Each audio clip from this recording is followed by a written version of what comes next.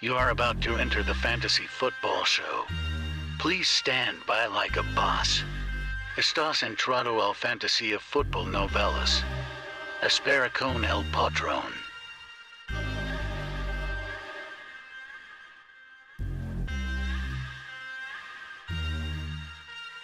Smitty is live Monday through Friday, 7 p.m. Eastern.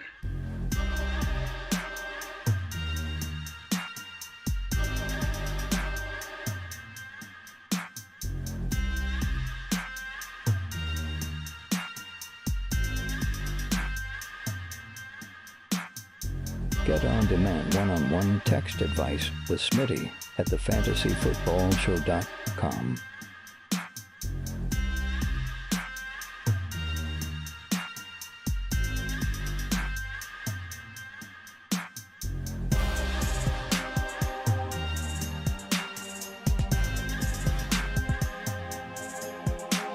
You are about to enter the fantasy football show.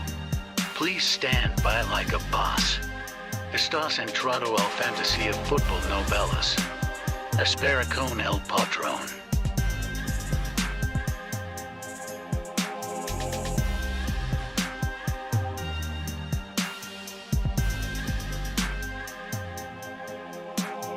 Get on-demand one-on-one text advice with Smitty at thefantasyfootballshow.com.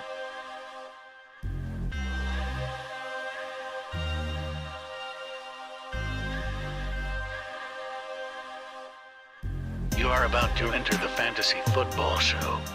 Please stand by like a boss. Estás entrado al fantasía fútbol novelas. Espera con el patrón.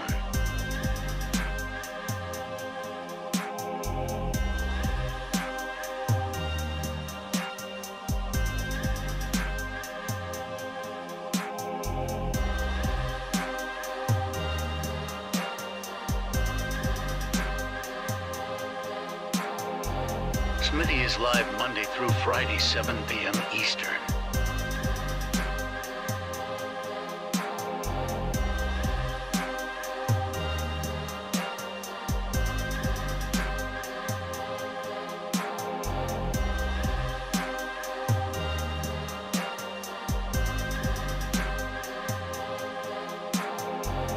You are about to enter the fantasy football show. Please stand by like a boss. Estás entrado al fantasía fútbol novelas. Espera con el patrón.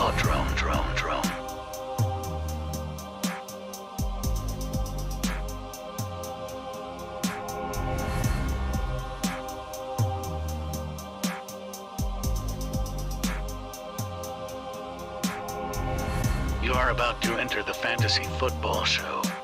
Please stand by like a boss. Estás entrado al fantasía. Live from the fantasyfootballshow.com studios. It's the Fantasy Football Show. Live! Monday through Friday, 7 p.m. Eastern.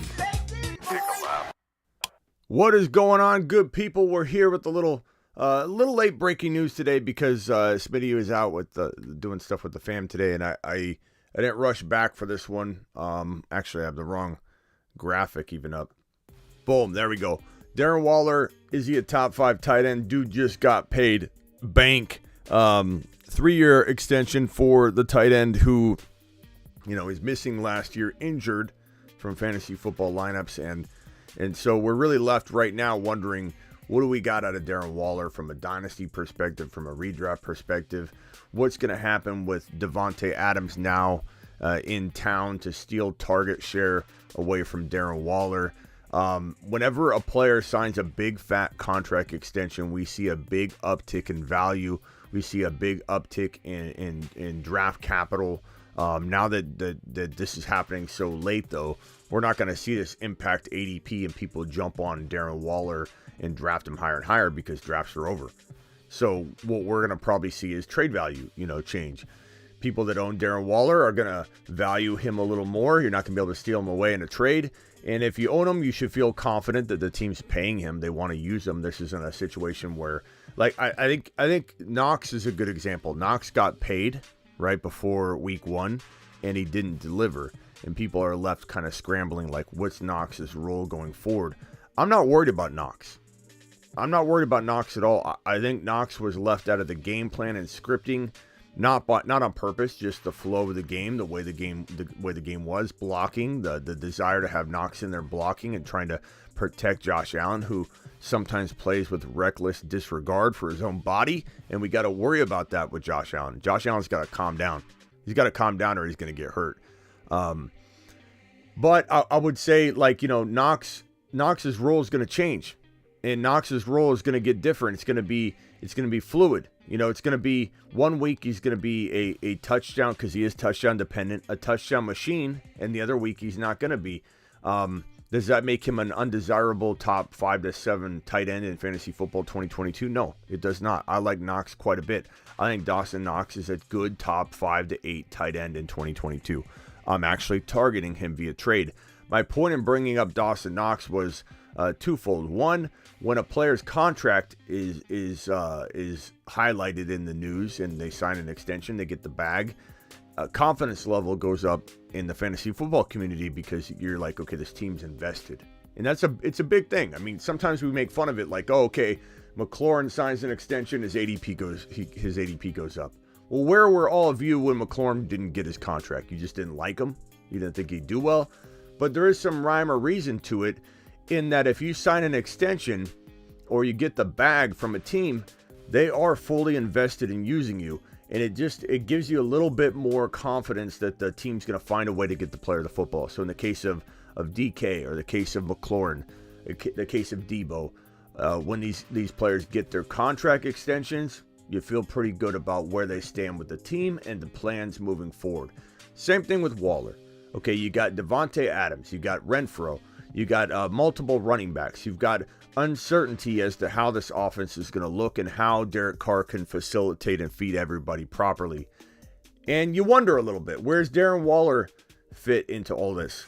Well, this contract extension makes it very clear that the team has vital plans, that he's a vital part, and they have very, very much big plans for him in 2022 and beyond. He's an older tight end. He broke out late in his career. He's not a young spring chicken.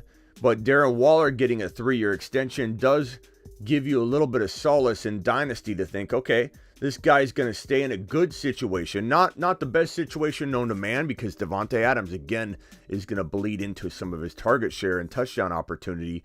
But he's in a good environment for multiple years. So in Dynasty, feels pretty solid. Feels like a solid place to be if you are a Darren Waller owner, to know that this team is giving him the bag. They want him there. The question is he a top 5 tight end in redraft? Is he a top 5 tight end in Dynasty?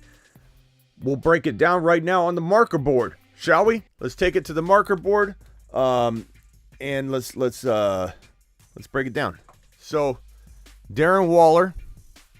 By the way, I'm wearing this shirt right here. Check out this bad boy from our people over at Grindhouse.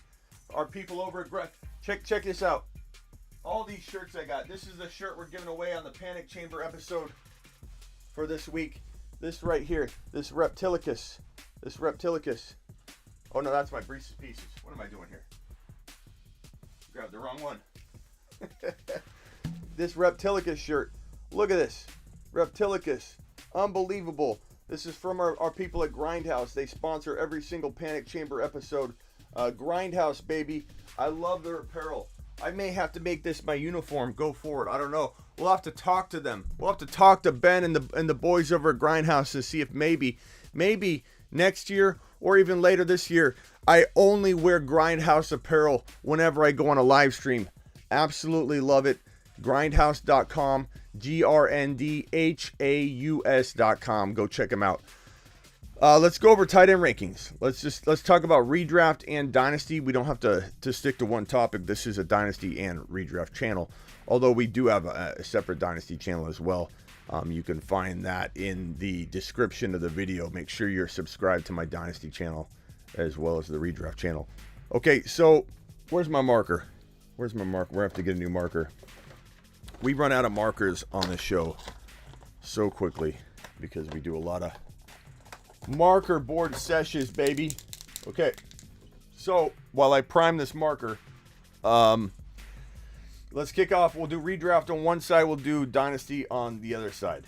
Okay. So, let's do it. And if you got any chat, super chat questions or whatever, let me know in the chat. First in the building today was Freddie. What's up, Will? What's up, Joey? What's up, Josh Sherman? What's going on, Kenneth? I don't know why the view count's so low. It's almost like YouTube didn't send out an alert that we were live.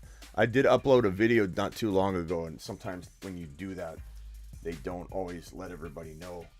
Tight end rankings redraft. Tight end rankings Dynasty. So, redraft, I mean, you'd have to be crazy not to have Kelsey here, but I do feel like Kelsey is a risk this year of missing time. It's been 9 years, and I know that that's presumptuous of me, but I just feel like it could be that season, because the reason I feel that way, on top of just, that he's getting up there in age, is that Kelsey is going to be facing tougher defensive schemes and double teams and harder hits than ever before with Tyreek Hill elsewhere. Yeah, I don't know what's going on. The alert, definitely did get an alert, just happened to pull it up. I don't know why people aren't getting alerted. I don't understand. We go live so consistently. I'm not sure why we'd be throttled back on alerts sometimes. I know YouTube does that in general. They just throttle back all the alerts. Like every time you go live, they don't necessarily send it out, but you subscribed and you subscribe to the channel. You turned on the bell notifications. Why would they not honor your request to be alerted every time? Very strange. Less than 24 hours. That's right. I can't wait. Fantasy football time is here. I didn't get an alert. I just saw you were live on the homepage. Thank you, Matt, for jumping in. Appreciate you being here. Okay, so Kelsey in redraft is tight end number one. No question about it. In everyone's mind, pretty much. But I'm going to say Kyle Pitts in redraft is going to give him a run for his money. And at the end of the year, I kind of predict he will finish at or above Kelsey, because I think Kelsey's going to miss some games. So your rankings might be slightly different than finish. So if I'm doing rankings, to try and let you know where values are, it's going to be a little different than if I'm just predicting and projecting and giving you a hot take and a bold prediction. But Mark Andrews,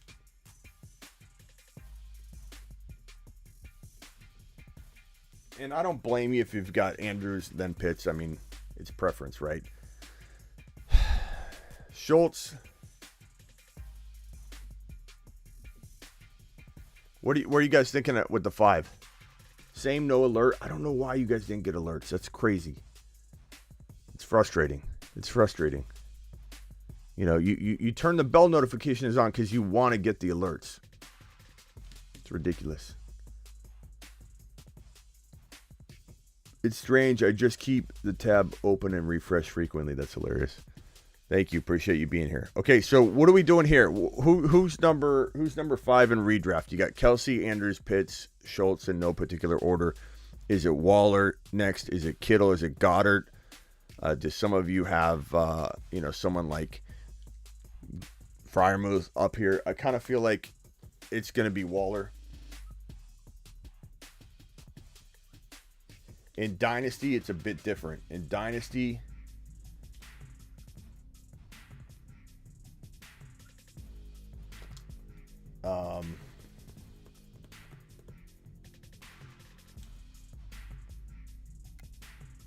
I mean, do you guys, do we put Kelsey at 3 still in Dynasty because 1 year is still a long time? I put Goddard here.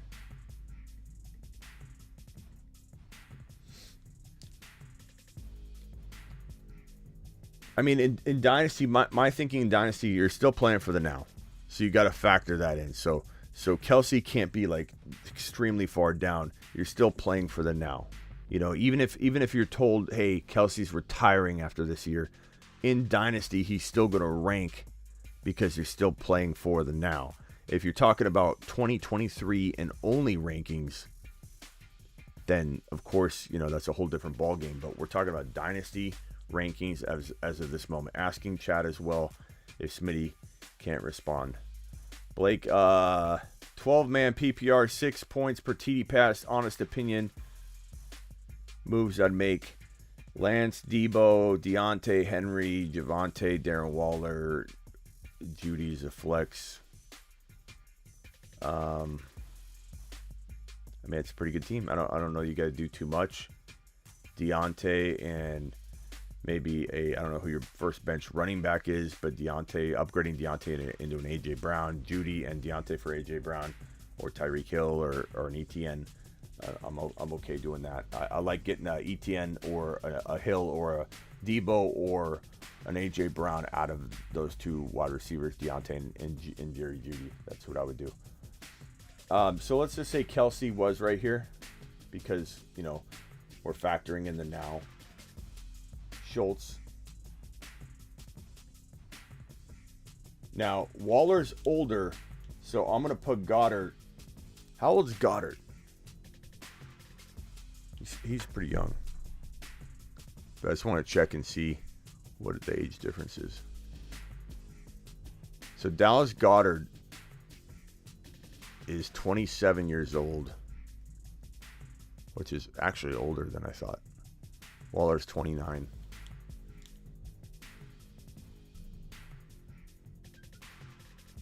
I think you could honestly go,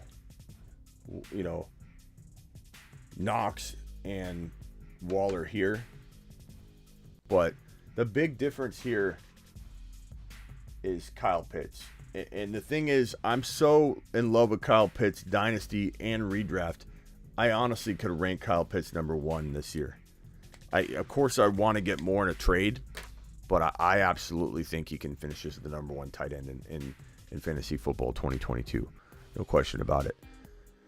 What's up, Jordan? What's up, Meet the Woo? What's up, Dave? What's up, Kobe? What's going on, Macho? What's up, Slayer? What's up, Will? I don't know why the notifications didn't go out. It's really strange. We're building slowly. People are getting on YouTube, seeing that we're live, and it's getting people in here. I could also let the chats know. Let's go to the voicemail group number 1 and say I'm live. Boom, I'm live. Let's get more people in here. I'm live. Boom. Blake with a super chat. My bench is Pacheco, Elijah Moore, Burks, and Gibson. Yeah, you could trade. So in that case, you could trade Gibson and one of those wide receivers and try and get what I was talking about. That would make a nice little bump for your team. I like that a lot. Pitts is the number 1 tight end in Dynasty for sure. And in redraft, quietly, he's my number 1. Quietly, if I'm making a trade right now, I'm going and getting Kyle Pitts. I'm not going and getting Kelsey in a redraft. I'm going to get Kyle Pitts, and I'm throwing him out there as the number 1 tight end in 2022. I don't really care what the quarterback situation is. He can survive it. This guy is a monster. He had the best rookie tight end season we've ever seen, and people were disappointed. They were disappointed in him, and he had the best rookie tight end season we've ever seen. So imagine what he's going to do. It's going to be unreal. Schultz is not this good in my opinion, says Bobby. Well, I mean, Bobby, who would you rank ahead of Schultz? I don't fault you for liking a Dawson Knox or maybe a Freiermuth or a Goddard. Well, what's interesting is where do we put a guy like Isaiah Likely? It's hard to put Andrews and Likely both in I'm just saying, where do you put him? Is he like a borderline top 10 guy on spec? How old is Andrews, by the way? Andrews. Wonder if I'm going to be surprised by his age. He's 27. He just turned 27. He's got at least 3 or 4 years left. So not a big deal. What's going on, James? What's going on, Bobby? What's up, Double A? Appreciate you all being here. Worried about Allen Robinson for season-long leagues. I mean, Jose, I've tons of content on this. I mean, we've talked for like 3 straight days on Akers and A-Rob, but I understand you can't watch every piece. So here's the skinny on it because you're my boy, and I want to make sure my boy Jose Pena is taken care of. Jose, this is what my feeling is in general for anybody that's got Allen Robinson. You should be in panic mode if you drafted him anywhere near the ridiculous fourth. Not Jose, I forget if you did. I think you did in one league, so I'm not aiming this at you, Jose. I'm saying in general to anybody that did this. If you, Bob, or Bill, or Fantasy Karen, or a grandma out there drafted Allen Robinson in the 4th round, you didn't listen to me because I said don't do it, number one. Number two, you should be in panic mode because he's not worth the 4th round draft pick. He wasn't worth it. He's a second wide receiver on a team that, yeah, should produce good numbers if all goes well. But if all doesn't go well, you need to have prepared for that. That's why you don't draft players at their ceiling value. Drafting Allen Robinson as a 4th round pick or even a top of 5 or even a round 5 pick at all. He's a round 6 pick. And that means I don't own him. And I don't by design. I don't own Allen Robinson in any league because he's a 6th rounder. And just because someone else thinks he's a 4th or 5th rounder doesn't mean I'm going to rank him there just because his ADP climbed to a ridiculously high 4th round or 5th round pick. If you own him as your 4th drafted player, you should be in panic mode. 100%. And we're talking about A-Rob. Let me put that on screen in case anybody's just walking in. They're like, you're talking about Waller? A-Rob. Topic is A-Rob. If you drafted A-Rob in the 4th round, start panicking. You're not going to get 4th round value out of him. You're not going to be able to trade him for even 5th round value. Anybody that is interested in A-Rob is a dice rolling maniac that wants to buy low, but they want to buy low. They're an ambulance chaser. They're not coming in to give you top dollar and to pay cash for your house. Like we buy houses with cash. That's not the kind of person coming in to buy A-Rob. You've got an ambulance chaser, somebody trying to scoop the leftovers and the crumbs away from your team. No one's coming for A-Rob at value that even remotely resembles 4th or 5th round value. If you drafted him in round 6, where I think it was more appropriate, you're going to be fine. You know, he's going to be, even if he doesn't work out, you recover from it. Okay? 6th, 7th round value, A-Rob can earn that. Don't freak out too much to where you think he's going to be useless. Keep in mind, Odell Beckham Jr. took time to develop. Keep in mind that the wide receiver 2 there needs time to develop and find their way. Not to mention,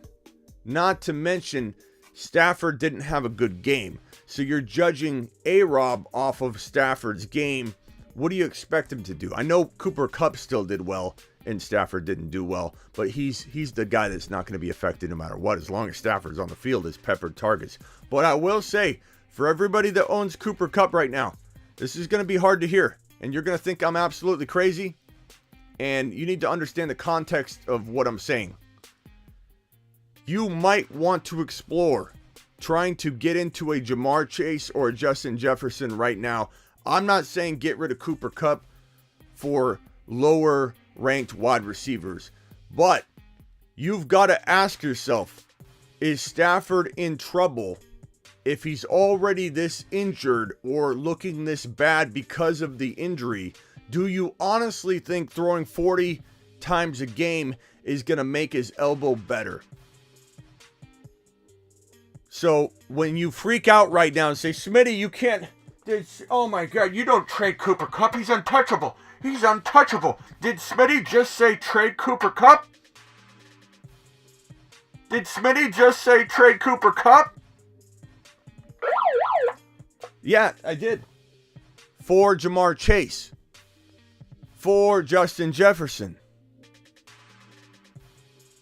In full PPR, never giving up Kupp. J-Mac, you're not listening. I'm not saying you should give him up for just anything. I'm saying if you can get Jamar Chase and something, it's not the end of the world to be cautious with this situation and get a Jamar Chase and something. Because Stafford is probably in some trouble. J-Mac, if you lose Stafford, you lose Kupp's top 1 to 2 overall wide receiver potential. I repeat, I am not. I'm hitting the panic button I'm hitting the panic button, but I am not hitting the panic button on Kupp. I'm hitting the panic button on the Rams a little bit and Stafford's elbow. This has nothing to do with Cooper Kupp's talent. This has nothing to do with Cooper Kupp. In general, it has to do with how Cooper Kupp's getting the football. And if Stafford's in trouble, if his elbow gets worse, if his elbow's the reason he had such a bad game, if his elbow gets to the point where, and I don't know if you remember, if you were watching the interview when they were talking to him, and they asked him about his elbow, and then he just kind of like hesitated, and he said, never mind, it's fine. He was gonna say something. There's some hesitation. It only bothers you when. He was about to say something to the extent of, the elbow's fine. It's fine. It's fine. It's not fine. We saw it's not fine. Why would anyone trade you JJ or Chase for Kupp? Because Kupp just had an absolute monster game, and because you have people in here that say they would never trade Cooper Kupp. The value for Kupp is at an extreme high right now, because it should be. Because Kupp is an absolute monster. And if Stafford stays healthy all year long, Cooper Kupp is a guaranteed top 1 to 2 wide receiver in fantasy football 2022. Kupp is tradable.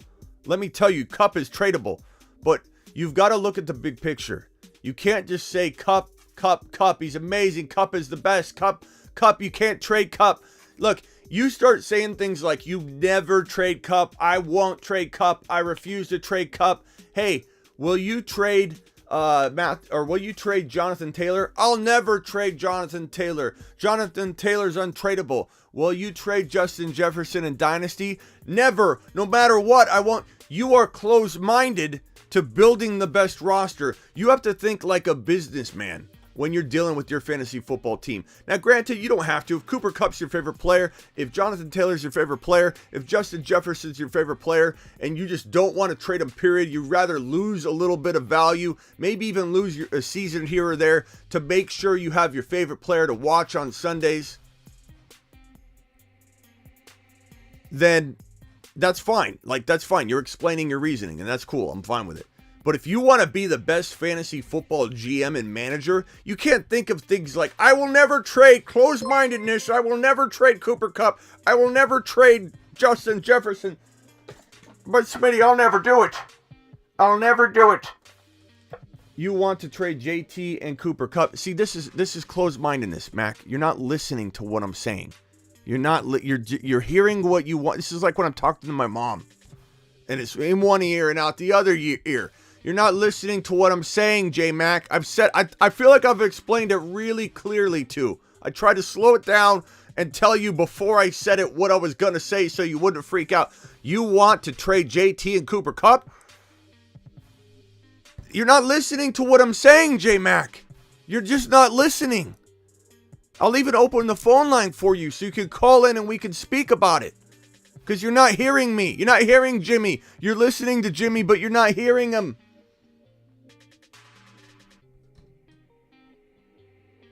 Mac, the phone line's open for you, Mac. So I can speak to you and tell you what I'm saying.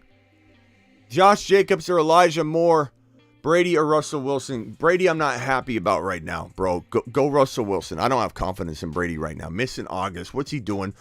Guards down. Both guards are down. Center. You got turmoil there in Tampa Bay. Tampa Bay's not going to be the team people think they're going to be in 2022. Tom Brady's going to potentially fall off. This might be the year. It's sad. It's sad, but it's going to happen. Don't give me Josh Jacobs. Give me Elijah Moore. Give me Elijah Moore.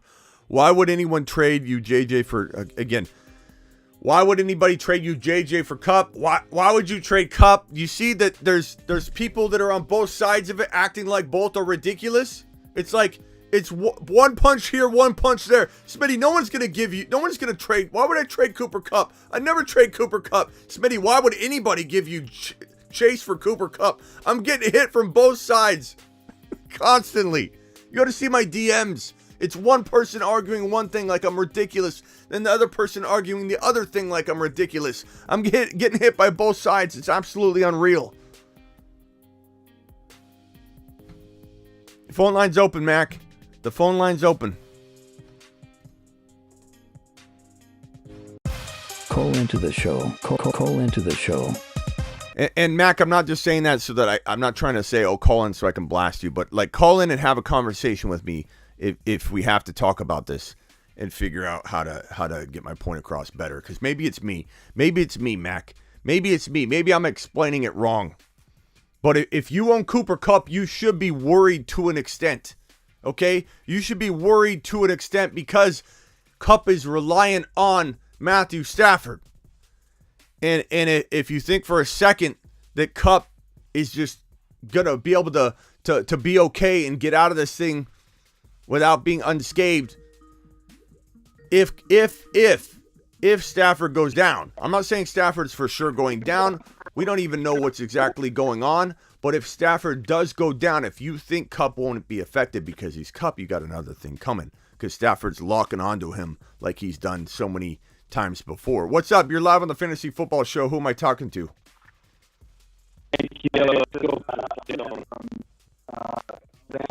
You what? I have questions for you so here's the team. Quarterback is Lance. Your quarterback is who? Lance? Who's your quarterback? Lance? Okay.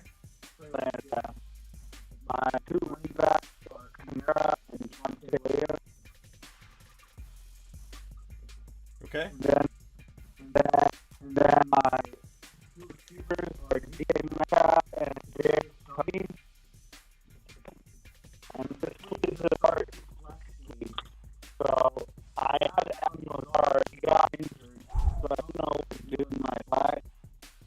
Then my life have Travis Etienne, and right now I'm Sam Watkins. And on my bench I have Chris Godwin, also hurt. And then I have Mark Andrews. So I really don't know what to do with the flex spot now. Wow. Are you guys not hearing him clearly? Because everyone's saying they cannot hear you clearly. Like you sound like Darth Vader. Your audio's messed up. He sounds okay to me. Maybe it's coming in very strange. Dial back in, bro. Dial right back in. I don't know what's going on.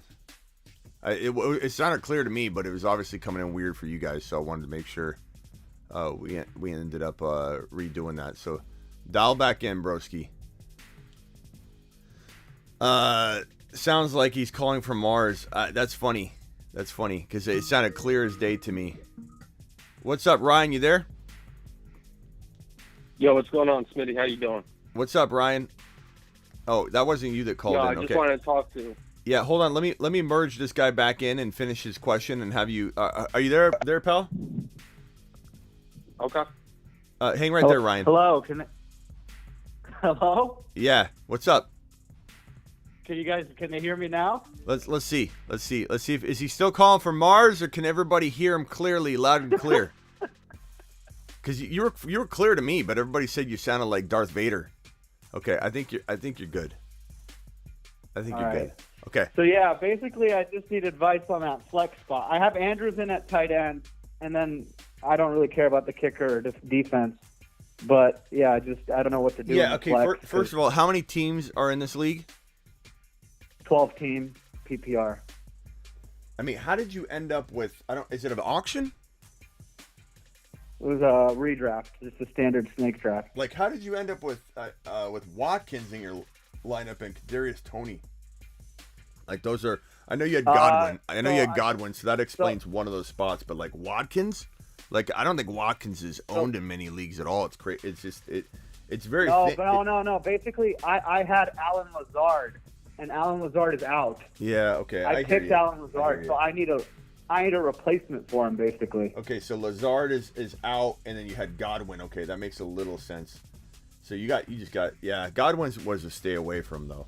Clear as day, bro. I love DK and ETN. That's phenomenal. This is good, assuming Kamara plays. Lance is fine. Your bench. Who's on your bench? Let me look. Probably my nobody, bench right? is. Oh, my bench is okay. Here it is. Rashad White, And then Garrett Wilson, Okay. and then Trevor Lawrence, James Cook, and Christian Watson. Is Dobbs available on waivers? No, someone picked Dobbs. Is Nico Collins available on waivers? No. Bro. The I don't best waiver receivers are Julio Jones, AJ Green, and Randall Cobb. Look, Julio isn't horrible. I'm not going to lie. Like, I don't know what to expect out of Watkins. Can I get the chat to vote Watkins or Julio? Because I kind of feel like Julio... Look, Julio's not lasting. He might not last 4 quarters. But I feel like I have a weird feeling he's going to grab a touchdown. I have a weird feeling he could be pretty relevant with Gage being hurt in week 1. I am not a Julio fan whatsoever for the season. But for week 1, you might be okay getting him. Dotson, is Dotson available? I doubt he is. Macho wanted me to ask you if Dotson was available. Jahan Dotson? Yeah. No. Yeah, go. There's Corey Davis. No. There's Curtis Samuel. There's No. KJ Hamler. No, Hamler's injured. Yeah. Yeah, bro, get Julio. I don't trust Watkins. I mean, I know he's got some hype. Let me look up news on Watkins real quick. But Watkins feels like a guy I is on waivers in every single one of my leagues that have like medium-sized benches. Yeah, but people tend to say that he has that week 1 legend status. He's always good in week 1. I don't know. Yeah. I don't know if I trust Sammy Watkins, bro. Julio feels a little more locked into potential production. I trust your gut, because if Sammy Watkins goes out and does that week 1 wonder thing and you don't have him in your lineup and you're blaming me till the end of time, and you're probably never going to watch the show again. What do you think about this team overall? Like, is there someone you think I should trade or? I think you have a really good foundation here. I think if you can get rid of like Kamara for Swift, I think that's a move I would make if you could potentially get it to work. Some people have Kamara over Swift, some people don't. Do I think you could trade? I mean, you really can't trade anything because you need that DK and ETN depth. You can't really trade those guys because like 2 for 1 or do anything like that because you're kind of thin anyway. Godwin I don't like, but you're gonna have to. There's no one's gonna give you anything for Godwin. Garrett Wilson's kind of okay. I don't know if I like Garrett Wilson more than I like Julio. Like, Garrett Wilson's not bad. The only thing is we don't know what's going on. You have a good foundation. I just don't know where your depth went. You know, I don't know how it's almost like you fell asleep in the middle rounds and woke up and got, you know what I mean? Like, you have a really good start, but I don't know where somebody stole your middle round players. Like, I don't understand where they went, bro. Like, did you start drinking mid part of the draft? Like, where'd they go? You know what I'm saying? Like, it just out of nowhere. It looks like an auction. You know what I mean? Like, you spent all your money and just waited until the end. But I love that you're a good sport about it. But I don't know. I would potentially trade Kamara into 2 players if you could get the right deal, but you'd have to get the right deal. Yeah, I mean, I think I went Kamara, Williams, Andrews, ETN flipped to the 4th. Wait. You have Andrews? Yeah, Mark Andrews. You didn't say that. Oh, yeah, my bad. I forgot to mention that. That's a bit. No, we're all confused going, like, how did the drop-off happen? It's Lance, Kamara, Javonte, DK, ETN started off so good, and then there's nothing. It's like it just went away. You know, and it's because you didn't tell me Andrews is also on your team. That's a pretty good piece, bro. Yes. I mean, maybe Mark you did Andrews say it is and my I didn't starting hear it. tight end. I think I did say it, but did? my connection. Oh, Darth Vader. Sound like Darth Vader. Yeah, it was a little choppy. Okay, so bro, your team just went from like a 6.5 to like an 8.5 just by that one little thing. We were all pretty confused. Yeah. Now I will say I like it a lot better now, bro. I will say I have Andrews. I will say you jumped up to like an 8.5, bro. You maybe were just drinking at the very tail end of the draft now, not the middle rounds. You were sober. What happened to me was I think what happened in the end of the round is like I picked James Cook, and like he's just a total bust, so it looks bad. Yeah. Somebody said they super chatted for you. Hold on. Jacob super chatted on your behalf. He said since 2019, 3 straight seasons on 2 different teams, Watkins has had the highest scoring week in week 1 of the season. Jacob is on board with what you're saying, bro. I don't know if you're even more confused now than ever, but coming in here and hearing that. But yeah, it's just it's tough because you know what happened in round 6? Godwin was available, and like I kept hearing good news, and it's like, and then it's like he's out of the brace, and then the next day he doesn't practice, and then it all goes downhill. So, yeah, but bro, I've been beating that. I mean, look, I'm not always right, and I don't expect you to listen to everything I say, but I've been beating the drum for a while. Like, if you one thing you want to listen to me on is injuries, bro. I have injuries down like nobody else in this industry, because not just because I'm an anointed medical, deep fake medical professional, deep fake.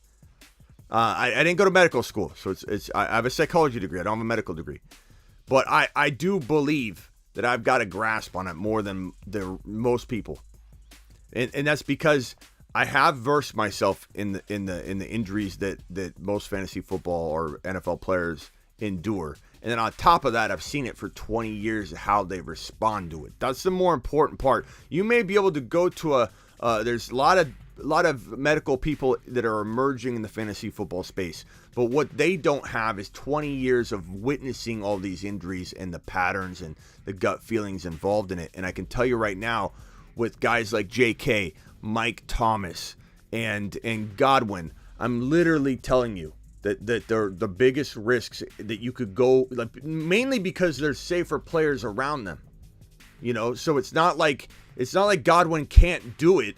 It's that there's 10 other players above and around Godwin's ADP that would give you exactly what Godwin's going to give you if Godwin's healthy, and yet people are choosing to go toward the player that has just an extremely high likelihood of getting hurt. You know, so but neither here nor here nor there. It's done. You having Andrews makes me feel like I can at least sleep at night now, because I don't know how I was going to go to bed tonight looking at this roster and saying, where did you go in the middle rounds? Did you go to get a drink? Did you go to get a cup of coffee? Did you go to get a McDonald's number 4 with cheese? Like, where did you go? But here it is. Andrews was the answer all along, hiding there. And I would trade Kamara. I would go try and get Swift. Just, give up Godwin. Use Godwin. Get out of the Godwin situation entirely. Use Godwin to upgrade Kamara into Swift, into Najee, into Eckler. Okay, go do that. If that doesn't work, maybe you break Kamara up into a potential Dameon Pierce and elite wide receiver. I'm not talking about going and getting some kind of Deontay Johnson. You come back to me and say, Smitty, I got Pierce and Deontay. You proud of me? I'm going to say no. Go get an elite wide receiver and maybe like a Dameon Pierce. Like, that's potential. Otherwise, just hang on to Kamara, ride it out. With Andrews, I like your team. Mm-hmm. Yeah, I mean, Kamara is just up in the air with suspension stuff. I know his hearing got postponed, so yeah. But his lawyers are going to have to fight for another continuance. Yeah, we'll see what happens. A lot of people are coming in here saying now with Andrews on it, you have a completely different roster. You have a top team now. Like, you don't have to make any moves. You could roll the dice on Kamara, but adding Andrews to this, you telling us you have Andrews makes this an entirely different situation. And now I don't mind these kind of crafty, like, you get to play around with these spots all year long and try and fill them through waivers. Hit that waiver wire gem. If you land the next Eli Mitchell or a top wide receiver in the waiver wire, like a Nico Collins, I know he's gone, but if someone dropped him, or you just get creative, or if Garrett Wilson pops off early and becomes some superstar, then you're in it, bro. All right, I got to jump. I got Kilpatrick waiting and here. I got that. I appreciate you, man. I got that Rashad White. Yeah. What was your name again? Harmon. Harmon. Okay, I got you saved in here. Call in anytime, Harmon. Appreciate you. Thank you, Smitty. All right. Yeah, later. Kilpatrick, what's up, man? Thanks for waiting patiently. Sorry about that. No, what's going on, Smitty? What's up, all? Actually, you just hit the nail on the head right there. I was actually just going to talk about that. Nobody's undraftable on your team. It doesn't matter. Not undraftable, untradeable on your team. As much as you love them, as good as they are, this is a business. You have to always be looking for the next move. Yes, whether it's the waiver wire for a gem. If you're not constantly looking to make moves and you're just going to be stagnant, like it's not a good chance for you to win your league, especially if it's competitive. So like when you talk about trading Cooper Kupp, I love it because regardless how good he is or the injury concerns to Stafford, you trade Cooper Kupp. You go get a Jamar Chase and a pick. And if this is Dynasty, it's even more relevant. It's like capitalize on those guys who are getting a little bit older before they get injured. Look at their current situation. What else can you get for it? And listen, I'm a Stephon Diggs guy. I'm a Buffalo guy. Josh Allen, love him. If somebody's going to offer me somebody that's similar to Josh Allen and a bunch of picks, I'm taking that all day. I'm taking that to the bank. Because if you're not constantly evolving in this game, if you don't look at it as business, if you're not like looking to make the next move, whether it's a trade, picking somebody up, whatever future picks, you've got to be staying active in this. And that's literally all I wanted to say. You kind of touched on it. Yeah, no, I mean, it's with that last you can never ever, if you say I'm not trading Cooper Kupp, why would, like when people come in here and I already told that one guy who I think he took it like a good sport. He didn't like say anything nasty, put a laughing emoji. So we're good. I like whoever that was. I forget who it was already. But when I say something like, look to trade JT, and I get somebody that comes in and says, did this guy just say to trade JT? What a moron. What a dumb thing to say. Did this guy just say to trade Cooper Kupp? Like I said earlier, you're running a business or you're not.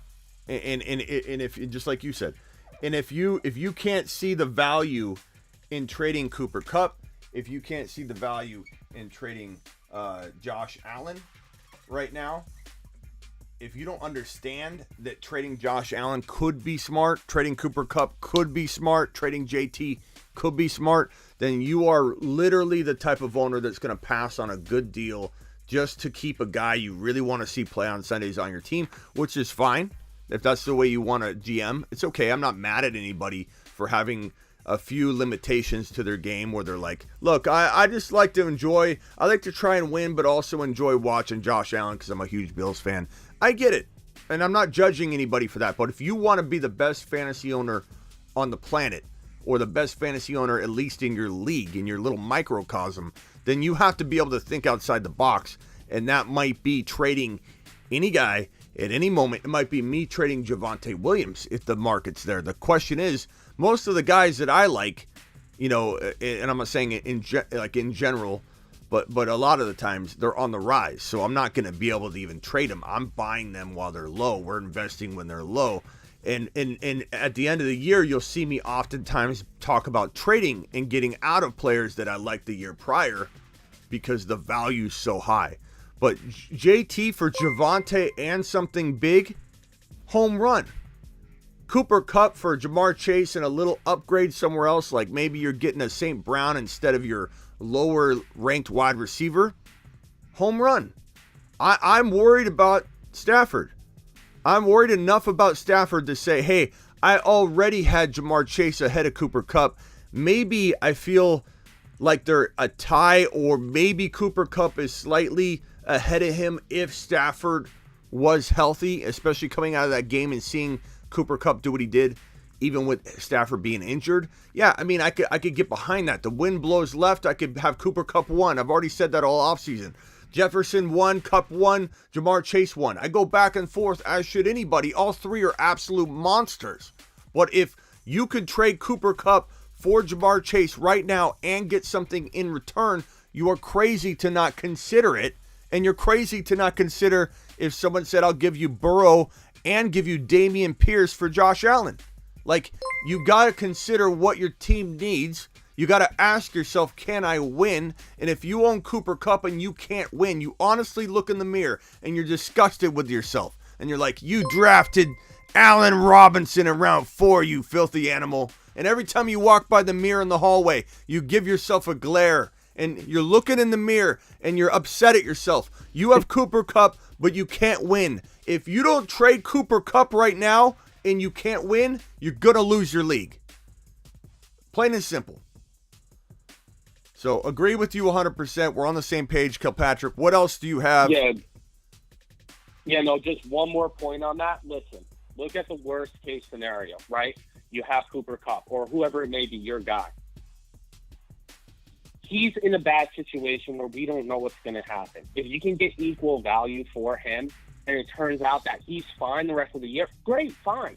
Your guy is doing great on the field, but you got equal value for it. You maybe got future picks. Maybe you got this. Maybe you got somebody got injured and you got to fill that spot. You get equal value, but you don't assume the risk anymore. That other person has that risk, and you got the value. So either way, you're good. Yeah, I mean, I say that all the time too. I think that's part of where you've heard some of that is like it's not about, and I said that at the top of the show too. If you trade for Joe Burrow and you get a whole bunch more, and you're trading Josh Allen away, and Josh Allen stays playing that well, you're not mad because you got it's a push. Right. You know, if you're getting what is considered to be equivalent value across the board. But in the case of like this is where I say about Kamara. You trade Kamara away. This is what I said earlier, I think. If you trade Kamara away for a DeAndre Swift and Kamara ends up not getting suspended all year, you're not going to be mad because you're getting DeAndre Swift. So it's exactly right. It's smart business decisions and management to get out of risk unnecessarily. And when you buy low and sell high properly, that's what buy low and selling high is all about. Trading Josh Allen right now is not advisable if your team's absolute straight fire and you can't even upgrade it. But if you won't even contemplate a Josh Allen offer, you are potentially leaving value on the table. You should always have your door open to a trade. Always. Always, always, always. Now, is Josh Allen going to be pretty improbable to trade for you? Yeah. Would you want to trade Cooper Kupp? No. But you have to leave the door and opportunity available, the door open and the opportunity available to always upgrade and enhance your team. Anything else, bro? Yeah, man. One last point, just quick 10 seconds. Treat it like a business, but be aggressive. Any opportunity you see while you're playing during this season, don't get complacent. If you see somebody who's not doing so good this week, right, or 2 weeks in a row, but they're high talent, believe in the talent, go after that guy. Buy low, sell high. That's the motto, and go win your league, Sam. All right, later, Kilpatrick. Appreciate you. See ya. All right, what else you got? Dial in, super chat. Let's get through these super chats real quick. Alex, appreciate your $5 hauler. Alex says, QB Josh Allen, Najee Harris, DeAndre Swift, Pierce, AJ Dillon, Walker, Rashad White, AJ Brown, St. Brown, Waddle, Hopkins.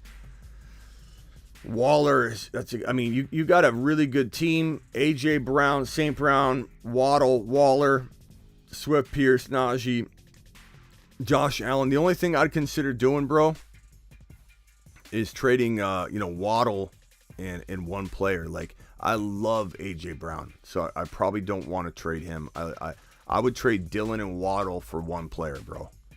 You know, I would say like a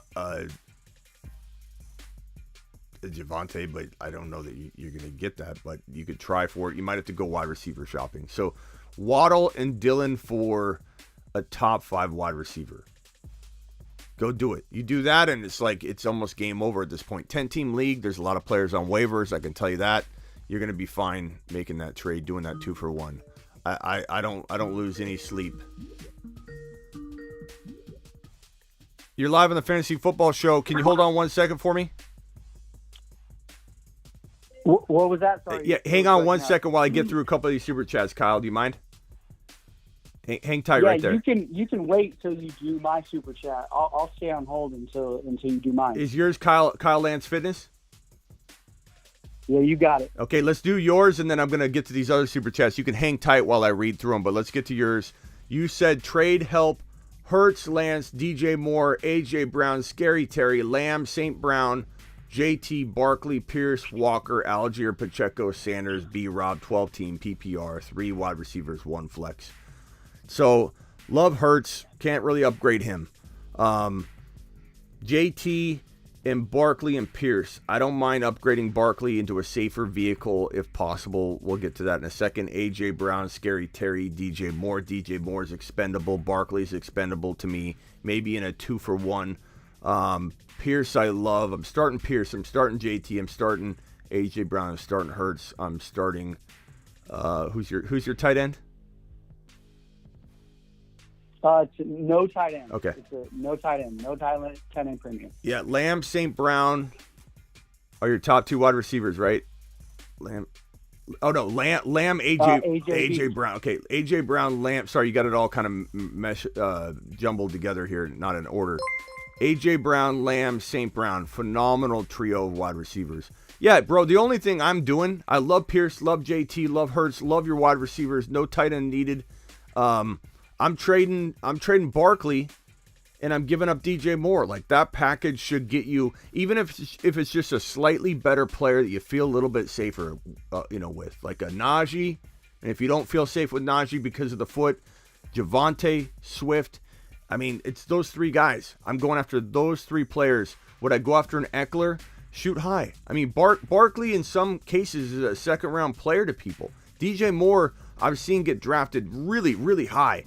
So it's not crazy to think that a second-round running back in Barkley, to most people, a potential late 3rd to early 4th-round player in DJ Moore in some cases can get you a first-round running back. I don't think that's crazy at all. I'd rather have Swift than Am a I duo. shooting myself in the foot by giving up all that value for one player? I mean, if you like Barkley enough, then it is a bad move in your eyes. I personally fear Barkley will leave you where you just have DJ Moore, and that's all you're left with in that. So, like, to answer the question in, like, week 7 is like, let's say you could get a Swift right now. Maybe you worry about Swift more than you worry about Barkley, and that's fine. Like, you got to make that decision for yourself. But I feel like Swift is a better bet than going with Barkley in a bad offense where the quarterback vultures touchdowns and runs. I don't think they'll move the chains down the field. I don't think they'll move the chains and move the football down the field. I don't think he's going to live in the red zone. And if they are in the red zone, you've got a potential vulturing situation. I'm just not a huge fan of Barkley. I that's just me. If you love Barkley, don't let me change your mind. And if you love Barkley, there's not much to do here. You could potentially upgrade, I don't know, you could potentially upgrade Pierce if you wanted. You could sell high. I love Pierce, but like we talked about earlier, you should always be willing to sell high on players. You could keep Barkley, trade DJ Moore and Pierce for a top, 8 to 15 overall player that's a wide receiver. Tyreek Hill, Deebo Samuel. Diggs is probably off the table now. But maybe you could come in and get a guy like Lamb to set right next to Lamb and AJ Brown. Scary Terry. You don't want to trade Barkley?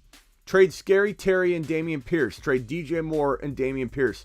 Trade Scary Terry and DJ Moore only. Leave Pierce alone. Go find a team that's light on wide receivers, because you do start 3 wide receivers and a flex. I venture to say there's a bunch of teams out there that have just 1 or 2 good wide receivers, and then they have some crap. You might be able to trade Scary Terry and DJ Moore for Deebo. And then boom, you keep Barkley, you're happy. You keep Pierce, I'm happy. And you get an upgraded player. Yeah, I traded Eckler for Barkley and AJB. Okay. It was for a pick. I was hoping to get Javonte, but he was taken at 3, and I got the 4.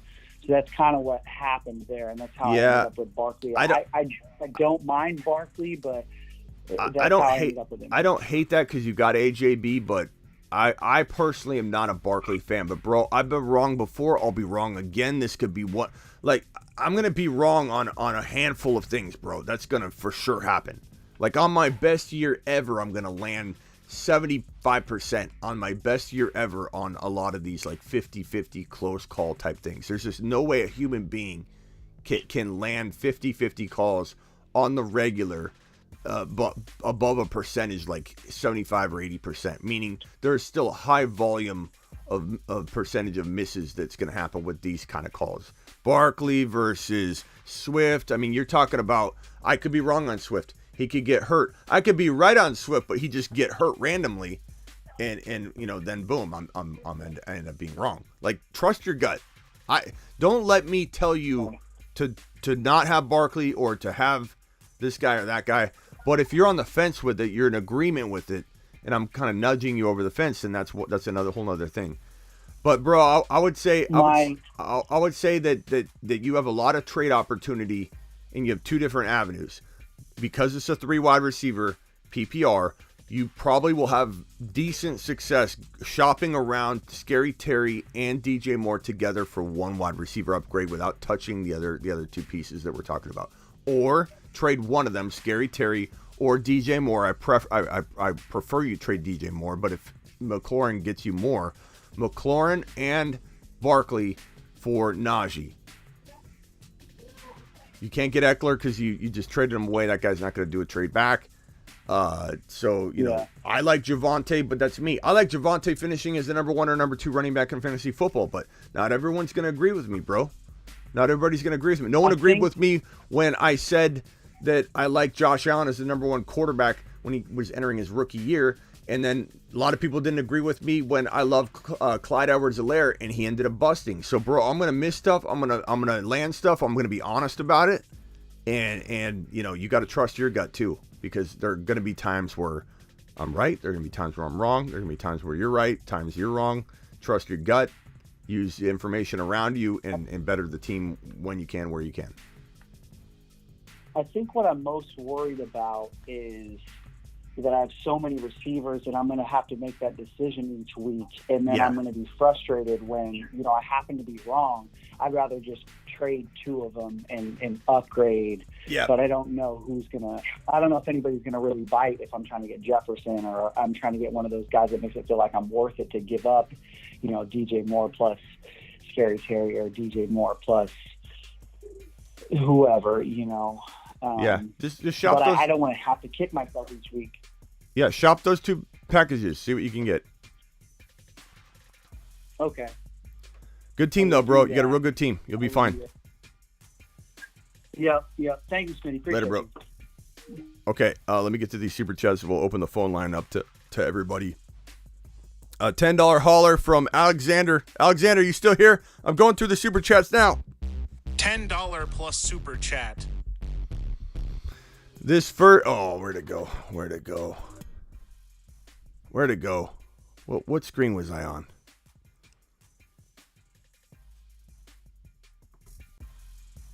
Yeah, there we go. 10 team can start 2 extra running backs, wide receiver, CMC, Javonte, CD Lamb, Sutton, Pierce, DK, Dawson, Knox, Burrow, Stevenson, Cooper, Devontae Smith, Kenneth Walker, Rashad White, Nico. I like your team a lot. CMC, Javonte, CD, Sutton, Pierce, DK. There's not much to really do here. Sutton and Stevenson. Maybe Stevenson's got to gain value. Maybe you wait a week to make a move with this team, because I don't want you trading Javonte. I don't want you trading CD Lamb. Would I trade CMC for Swift and like an AJ Brown? Yes. I would go get an AJ Brown and Swift, or a Swift and a potential player like that for CMC, but that's me. Past that, Sutton, Stevenson, Sutton and Pierce for one bigger monster. Would I trade Pierce and Sutton for Swift? Probably. Do I trade DK? No, let him gain value. It's a good team though, bro.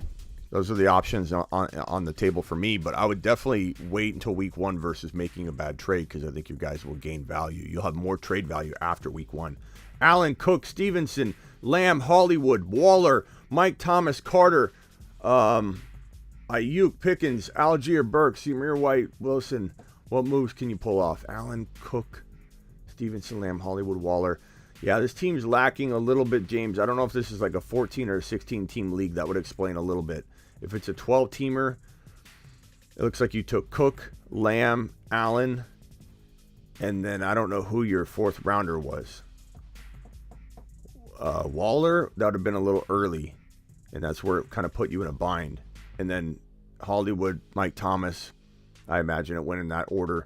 So I think Waller was a bit of a reach. I would have rather have had like a, and you're going to say, I can't believe the man just said this because he had a horrible game last on Thursday, but like Knox. I would trade Waller off of the new contract for Knox and a big player that you could insert right into your lineup like a Damian Pierce. Give me Knox and Pierce for Waller all day long.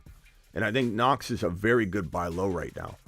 So I would look to maybe exploit using Waller off this contract news, trade him for a tight end or pick up a tight end and get yourself a viable, very good elite player to put into your lineup in place of Waller and then get that tight end replaced.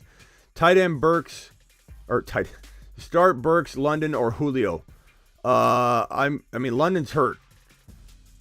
Julio's kind of a crafty, like emergency Hail Mary, but Burks is steady. He's going to have a lot of volume. I would get Steady Eddie out there in Treylon Burks. Trey or Hurts, you got to go Hurts, bro. And Kittle or Njoku, Kittle, that'll be decided for you based on Kittle playing. But if Kittle plays, maybe he's played sparingly. So you got to really be careful on that report when you see it. If it says Kittle's active, how active will he be? I like, instead of Njoku's okay, but I kind of like Gerald Everett right now for the Chargers as a crafty pickup and play if you're in a bind. So Everett's a great play this week. I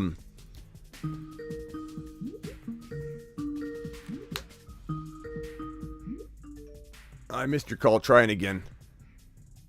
Moves 12 half PPR. Draft 7th spot. Burrow, Javonte, CEH or ETN? I think you mean ETN. Burrow, Javonte, ETN, Chase, Gabe Davis, Freiermuth, Flexes, Elijah Moore, Breece Hall. Very good squad. ETN, Williams, Chase, Gabe Davis, Fryer. There's not much for you to do. I honestly, sometimes I don't like to force a trade idea when your team looks the way it is and you have no depth. Then you don't, Aiden, let's be honest. Your depth is very, very wait and see. I like Breece Hall, but you definitely have to wait. There's no moves to make. You got to let this team ferment and develop and become a monster. I think you just need to land the waiver wire. Don't stop hitting that waiver wire, Aiden. If anybody beats you out to the next Eli Mitchell 2022, that's on you. You can win this. It's in your hands. What's up? Who am I talking to? You're live. Gabriel Rogers. Who is it? Gabriel? Yes, sir. Okay. What's up, Gabriel? I was just wondering. Okay, so I'm playing in a 2 quarterback, 2 flex in my team. I have Lamar Jackson, I have Trey Lance, I have hold on. Eckler. Let me write it down here. Lamar Jackson is a 2 QB. Yes, sir. So I have Lamar Jackson. Okay. Trey Lance. And my running backs, I have Austin Eckler as my RB1, and I have Saquon. And then and I have CD and Amon-Ra as my receivers. Okay. And then at flex, I have Thielen and A.J. Dillon. I was wondering if for my flex, if I should go with Brandon Ayuk instead of Dillon. Do you have? No, I wouldn't. I'd go Dillon this week. Do you have? Who's your tight end? Okay. My tight end's Darren Waller. Okay, because last time we were judging a guy's team, and you guys always forget to give your tight end, and then we're talking about the team. We're like, oh my God, what'd you do? Where'd you go? And everyone's like, I got Kelsey, by the way. I've got Darren Waller, by the way. So that helps a little bit. Your team's really good. Again, I could be completely wrong, and everybody's gonna be so upset at me, and I understand. But I'm going with history here. This Barkley spot, it just worries me. When you can, it's not that I think Barkley can't have a shot. Again, it's a roulette wheel. Every player is a roulette wheel, and Barkley is a roulette wheel. And on Barkley's roulette wheel, you have a certain number of home run potential spots that ball can fall in, and I agree. But I feel like there are an extreme amount of X's on that roulette wheel to indicate a bust, and that ball is going to bounce around. And when the roulette wheel stops, that ball is a high likelihood, in my opinion, to be in an X spot where he busts for you, and maybe he could do well. And I'm not saying that. And like I said earlier, like that caller Kilpatrick said, it's like if you trade for a player you love as much that might be undervalued, at the end of the day, if Barkley balls out, I'm not wrong, you're not wrong, because you're still swapping out and getting a player that's going to ball out. And therefore, you don't. It's going to end up being a good trade. You want to make a trade. If you're wrong, it breaks even. You both make out and do evenly. And if you're right, you crush the other person. You never want to make a trade where you're either going to lose it, or at least you want to try not to make a trade where you're going to lose it or win it. If you lose, you want it to be because you misjudged the player you sold off, but you got so much value, you almost can't lose. You sell Barkley for a player like Swift, and I don't know if you'd have to give up that's more. What I was thinking about. I want to get Swift or Javonte, but I don't really know like what type of value I should give up for them, Yeah, I mean, fair value. I mean, Thielen would be great. If Thielen goes out and has a big game, maybe you could do that after week 1. Sometimes the best values in trades are after week 1. Like, I could tell you to go get Swift right now. Somebody blows up, I could tell you to go get Swift right now. What if Swift goes out and has 70 yards? No touchdowns, 2 catches. He's got 8 points. Okay, eight I points. see what you're saying, Then I'm going to be like, God, all that go get Swift before week 1. I wish I could have taken all that back and walk out of week 1 saying, now go get Swift.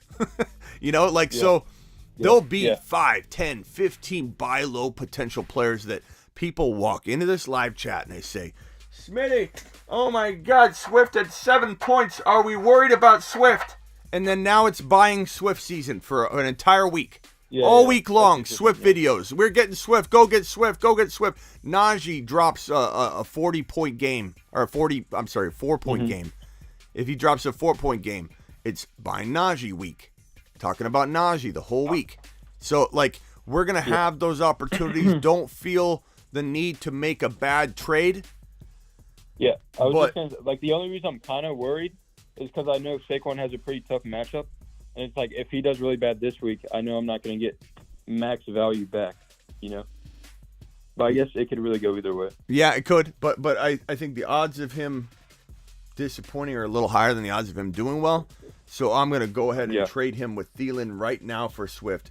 I would potentially even trade Dylan and Barkley for a Javonte or Swift, even though Dylan's a huge piece. Or look at this. And then I forgot. I was just going to say, off my bench, I also have J.K. Dobbins. I also have him. Yeah. I just didn't want to start him week 1. Trade J.K. Dobbins and get rid of Dobbins, if you can. Trade J.K. Dobbins and Barkley for Swift or Javonte straight up and just run for the hills. Okay. Najee straight up. Yeah. Who does the Swift owner have at tight end? Tell me it's Knox. Tell me it's Knox. I really don't remember. Okay, let's pretend it's Knox. Okay, so if he had Knox at tight end, you give him Waller. You take. Okay, he has Goddard. Yeah, perfect. He probably thinks Waller's better than Goddard, I would imagine. So you get Goddard and Swift, and he gets Barkley and Waller. I punch that. I punch that all day long. And some people might not. Some people might love Waller more than I do. But Waller is not in the same. He may have got a big, hefty contract, and it's going to make everybody feel warm and tingly and say, remember Waller? I remember Waller. I know. I got really excited when I saw it earlier. Yeah, you see what I mean? It gets you amped up. You're like, this team believes in my tight end, baby. This team believes in my tight end. But guess what? Hurts believes in Goddard. Goddard believes in Hurts, and these two are taking it to the promised land this year. Give me Goddard and Swift all day long over Barkley and Waller. But that's me. Some people might disagree. If you disagree, don't let me talk you into it. Do your own thing. I feel like I guess I'm just really high on Saquon. Because really I really viewed him and Swift as pretty similar. I viewed Swift a little bit better, but I guess I'm just higher on Saquon. I guess I viewed them more similar. Well, bro, if you're higher on Saquon than Swift, don't do a trade because I said to. But I'm telling you, I'd take that in a heartbeat. So is it okay if can I give you off the team that I'm playing this week and ask who do you think would win? Real quickly, yeah. Okay. So I'm going against the other team I'm going against has Dak, Trevor Lawrence, Najee Harris, Dalvin Cook,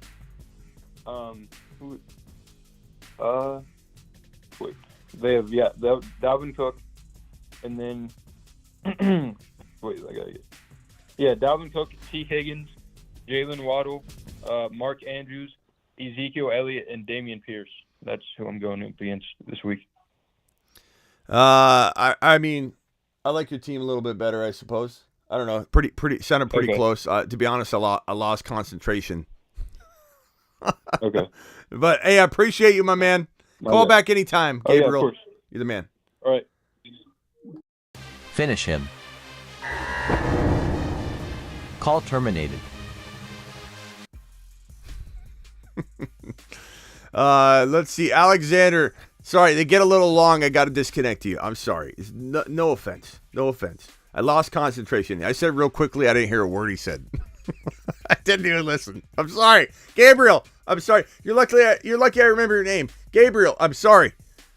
I tried to trade CMC for Keenan Allen and Swift. Swift owner rejected to trade any other CMC ideas. Yeah, the Javonte idea.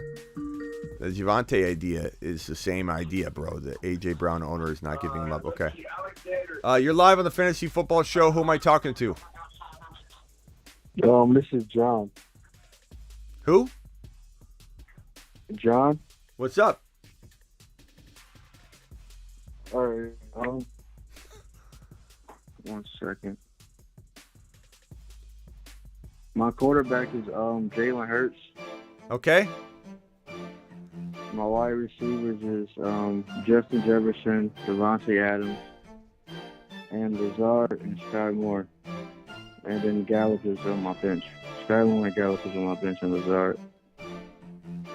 Okay, let's and go. My running backs is Javonte Williams, Gibson, and then I got to start Harris this week, and I got Schultz at tight end. Okay, hit me with the team one more time. Read it off as fast as you can. Let's roll through this. All right, I got Hurts at QB. Hurts. Justin Jefferson and Devontae Adams at wide receiver. Okay. I got Javonte Williams and Antonio Gibson at running back. Okay. Then I got Schultz at starting tight end, and I got Harris at flex. Who? Harris. Damian Harris, sorry. Okay. And who do you have on the bench? Lazard, Trey Lance, James Robinson, Sky Moore, Irv Smith, and Gallup and Brian Robertson on injury reserve. Okay.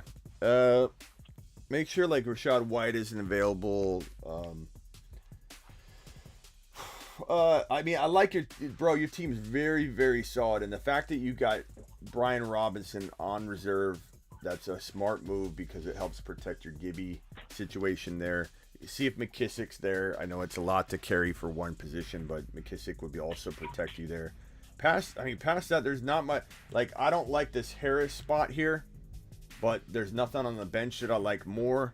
So, just Zamir White, Rashad White, Khalil Herbert, those running backs are kind of solid for you to go after and consume and hold if there any of them are available, because maybe one of them pops off and you can put them right into your lineup. I don't know that there's any moves to make here. I don't want you trading JJ. I don't want you trading Hurts. Adams is maybe tradable if you could divide them into AJ Brown and Pierce. Go to the AJ Brown owner. To make it... Huh? Say it again. I'm not saying the owner for sure has this, but go to the AJ Brown owner and see if he owns Pierce or something. Go to the Pierce owner and see what wide receiver he owns. So go to the AJ Brown owner, go to the Pierce owner, and explore maybe trading Adams for AJ Brown and a Pierce type player. So you get two players, or Pierce and a player that reminds me a lot of AJ Brown. Okay. You know what I'm saying? Other than that, don't AJ move. Brown. The A.J. Brown player, I tried to make a trade. I tried to offer Devontae Adams for A.J. Brown and, what is his name, Edmonds. I don't like that. I wouldn't do that anyway. But who does the Pierce owner have at wide receiver?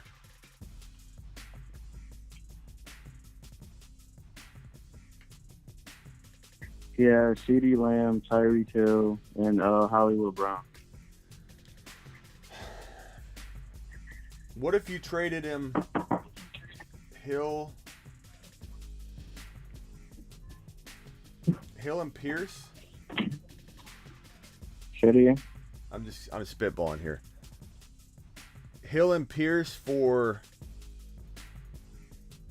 who's his tight end? Schultz. No, his tight end. You got Schultz. Oh, he got Goddard. That's good. Do you think he likes Goddard or Schultz more than Goddard? I like Goddard just because of the stack. No, I'm saying him. I would try and go get Hill, Pierce, and Goddard for Adams, Schultz, and Harris. Like I don't know that you're gonna get that, but you could try it. So Adams, Schultz, and Harris for Goddard, Pierce, and Hill. That would be an interesting move. Past that, I don't know that you could get into Pierce and Hill using just Adams, but why not try? Why not try?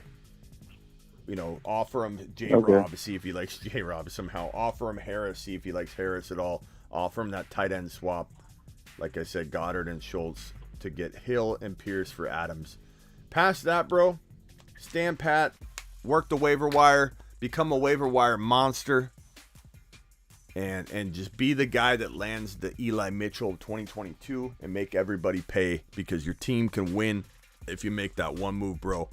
That one move will help you. All right? All right, thank you. Yeah, appreciate your call. Who was this again? What was your name? John. John, appreciate you, John. Call back anytime, my man. All right, thank you. Later. You have a good day. Yeah, you too. All right, this one right here. Who can I shoot for giving away Lance? I have Burrow. For giving away Lance, you have Burrow.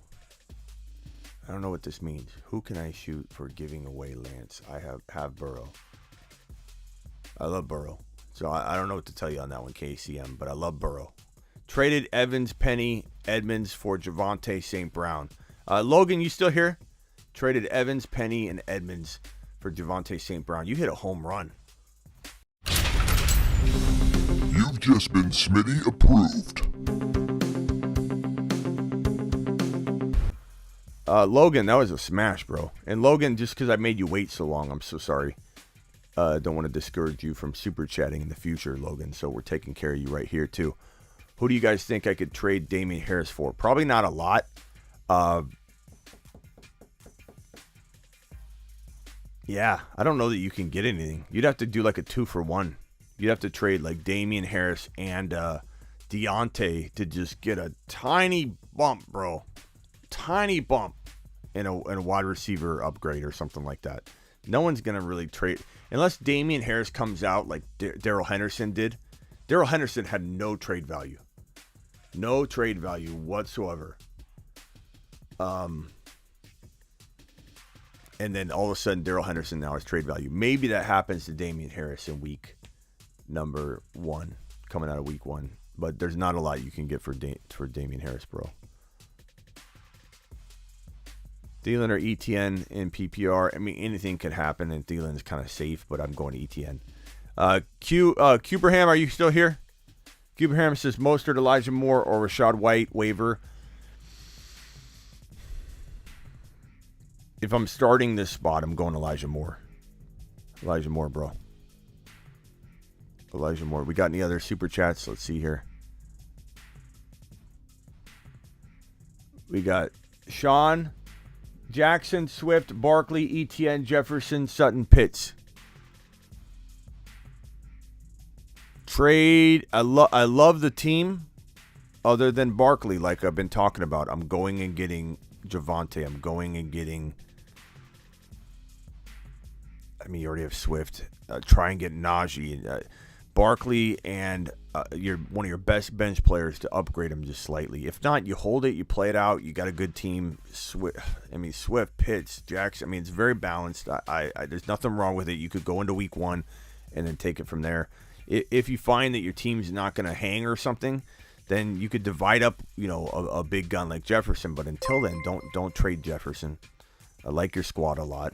There's nothing to really fully do there. Alexander, appreciate your super chat. Logan, thanks again for your super chat. Sorry about the wait on that one. KCM, let me know if you got a follow-up. Cuberham, appreciate you. Alex, appreciate you. Alexander, appreciate you again. Kyle, thanks again for the call-in and the question. Jacob, again, appreciate you. Aiden, appreciate your super chat. Scott, appreciate your super chat at the top. We got Forrest dropping a super right now. Forrest says, how can I improve Lamar, Kyler, Saquon, Etienne, Akers, Damian Harris, Melvin Gordon, Pittman, Hollywood, A-Rob, Mike Thomas, Cooper, Waller, IR, Gallup, Lamar, Kyler. Trade Lamar. It's a 1 QB. Why do you have Lamar and Kyler? That's where your depth problem is coming from. I don't know if you drafted that or if you've just owned it in a keeper or whatever is going on here. But Lamar and Kyler, I don't know if you drafted that to try and have trade value, but usually never works. There's too many good quarterbacks out there. You'll rarely find somebody that's like, oh, you took him. I'll trade him. I want to trade you for him. No one's doing that unless you got this in a keeper style format. I would trade whichever quarterback gets you more. I'm not married to one of these players, Lamar or Kyler. Kyler, Lamar. I would trade either one of them with Saquon to upgrade Saquon. I would trade either one of them with Akers to get out of Akers. You shouldn't have drafted him, Trone. I told you. Hollywood or A-Rob or Mike Thomas with Kyler or Lamar. That's the move. That's the ticket. Go find the teams with the weakest quarterback play. Go find the Stafford owner right now and say to the Stafford owner, bro, I'll give you Lamar or Kyler, your choice. I'll give you this player like Mike Thomas. You give me your A.J. Brown. I'll give you my Akers and Kyler. You give me your Dameon Pierce, bro. It's that simple. Go, even the Pittman. Pittman's tradable. I know you all love Pittman, and I like him too, but you could trade Kyler and Lamar in a 1 QB league and upgrade Pittman into Tyreek Hill or CeeDee Lamb. You're going to have to give up more value than you're getting back in the trade in a sense, but it's okay because you're playing with the house's money with the quarterback spot, bro. Manuel says, I punted at tight end. Who should I start? Albert O. Irv Smith have likely on the bench. Keep likely on the bench and go with Albert O. With pretty decent confidence. This is not a bad move. Kells with the normal chat with the fire and siren and emojis here trying to get my attention. I'm starting Michael Pittman and Mike Williams.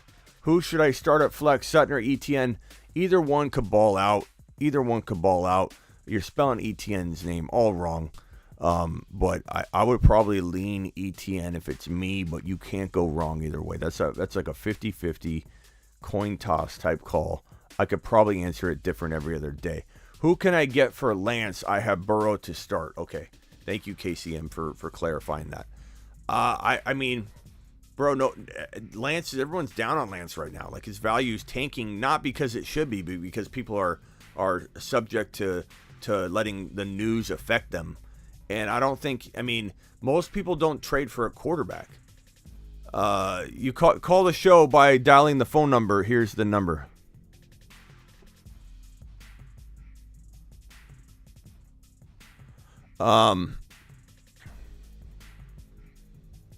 Lance, I have Burrow to start. Lance and like a Deontay for a slightly better wide receiver like A.J. Brown. Those are the only ways to trade a quarterback by Lance. I highly doubt someone's giving you a Pierce straight up.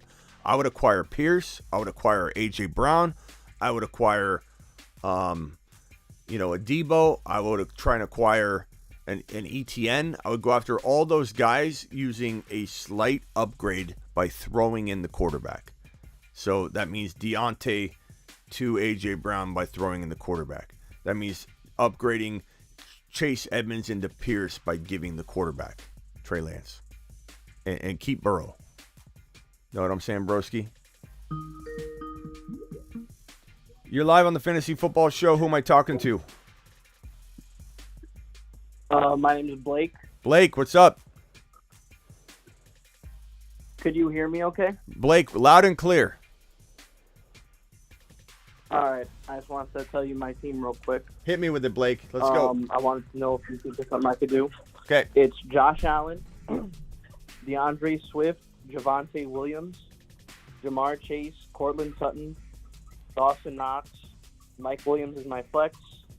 On my bench, I have A.J. Dillon, Isaiah Pacheco, Christian Kirk, Hollywood Brown, and I forgot to put Gabe Davis in. So he's chilling on my bench with 20 points. Chilling like a villain. Well, I mean, that wasn't the worst move in the world at the time because Sutton and Mike Williams are very viable. But I would have put Gabe Davis in over probably Sutton personally. But hey, Sutton could go out and have 100 and a touchdown, and everybody's going to be exactly what I was going to do.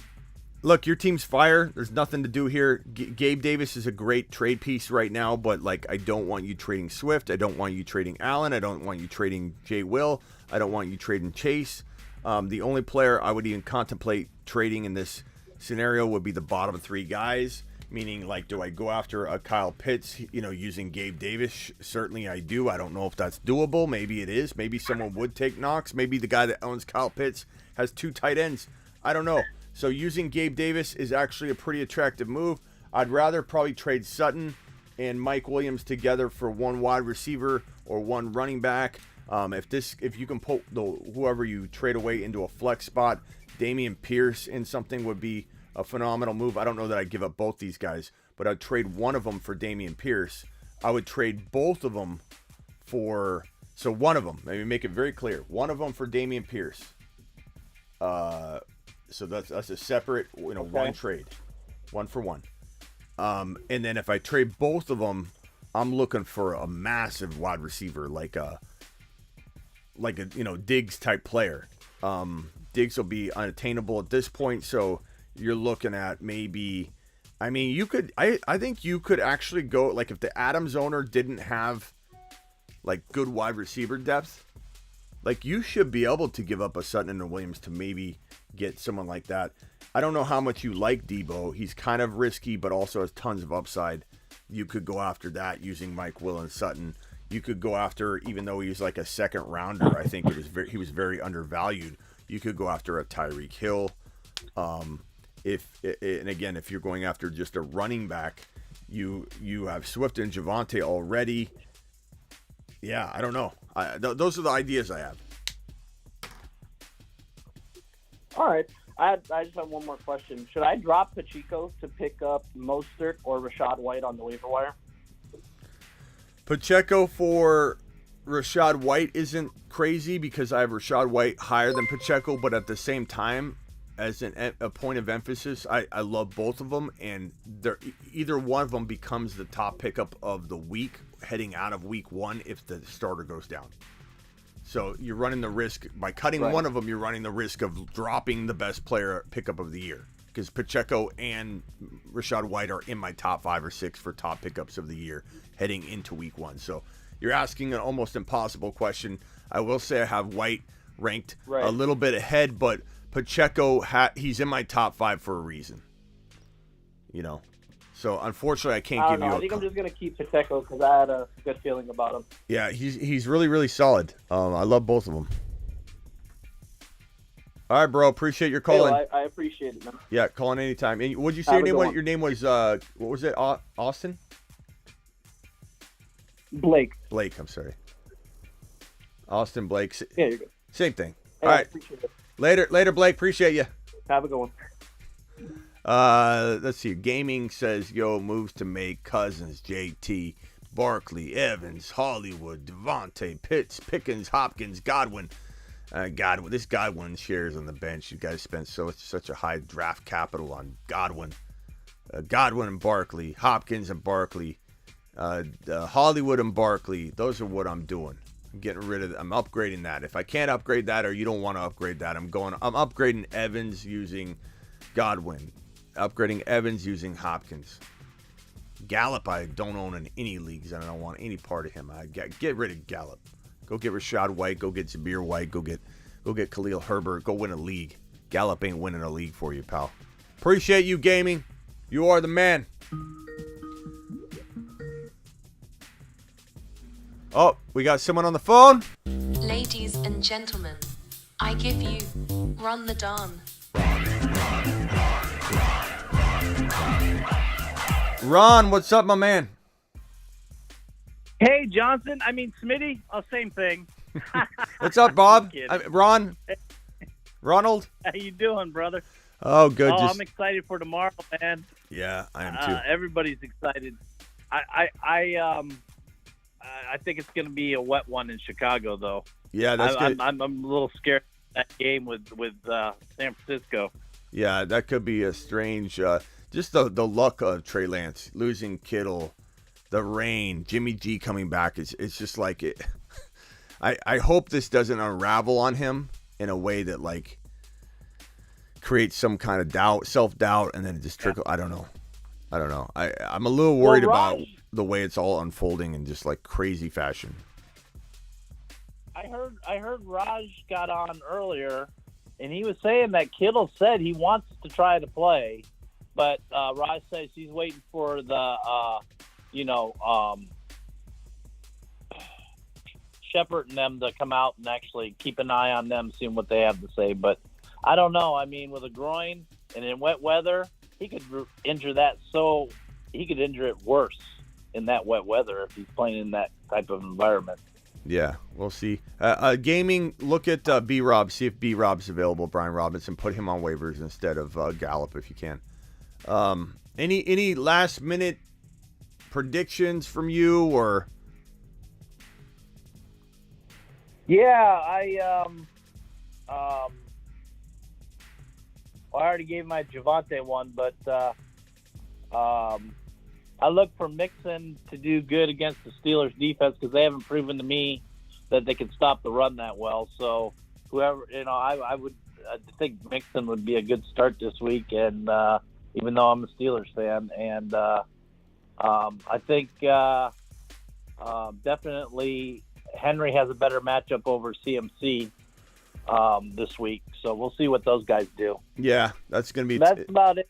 I'll call in and tell everybody good luck. Everybody that's all in the leagues and everything, good luck tomorrow. And let the games begin and let the panics start, because after tomorrow there's going to be probably a lot of panicking. Panic chamber is there for a reason, and we're going to have it loaded up with a bunch of panic guys. I mean, it's going to be – we already got Akers and A-Rob sitting in the panic chamber already, and we'll see who gets added to the list. But we're going to have so many buy lows and sell highs. A lot of frustrating and annoying questions, but it'll be good. Like, the more annoying the question will be, the more likely we have a buy low situation on our hands. You know what I mean? If people come in and start saying, yep, Javonte had 8 points, Smitty. Are we worried about Javonte? What do we do? Then we know what to buy low. Okay, so buy low season's in full effect. Get ready for it. It's coming. All right, Ron, appreciate you. Javonte, 150 yards combined. Let's go. And a touchdown at the very least. Let's go against Seattle. Let's go, bro. That's gonna happen. That will happen. Let's go. If not more. Appreciate you. Javonte to the moon, baby. Later, man. Later. That's Ron the Don. Ladies and gentlemen, I give you Ron the Don.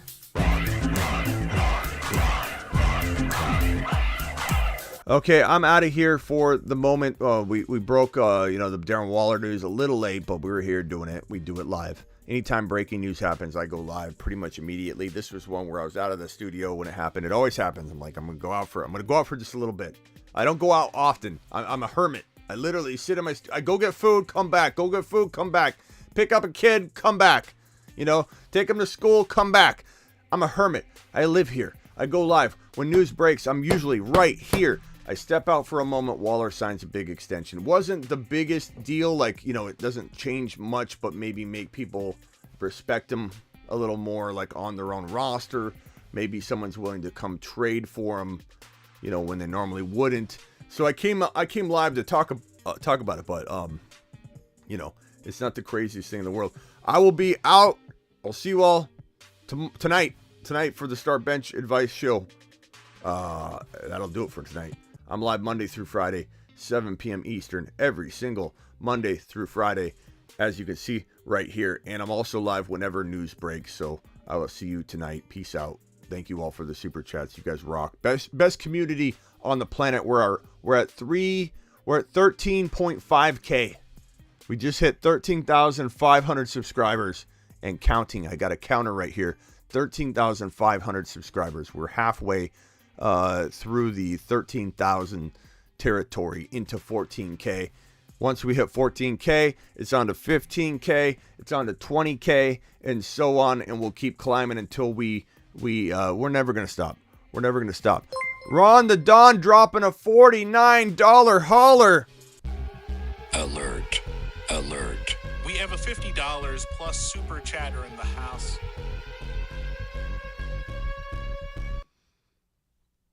Ron the Don dropping the 50 wad right on the screen on the outro. I'd say that extends the show for 2 minutes. I mean, any $4.99 super chat. Show extended additional 2 minutes. It does get extended. Any $5 hauler or higher gets extended.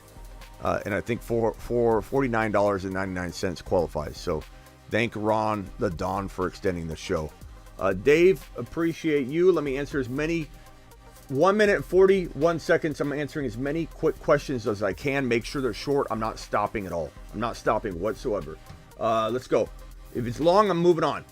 Go. Ron the Don, appreciate you. Kayla, appreciate you. Macho Taco, appreciate you. Kilpatrick, thanks for calling in. Appreciate you. Magic Gaming, thank you for the super chat. Appreciate you. Going to cry when you go to the moon. In media, sad tears. I'm going to the moon with you. Okay, we're going to the moon together. Hendrix drops another super chat.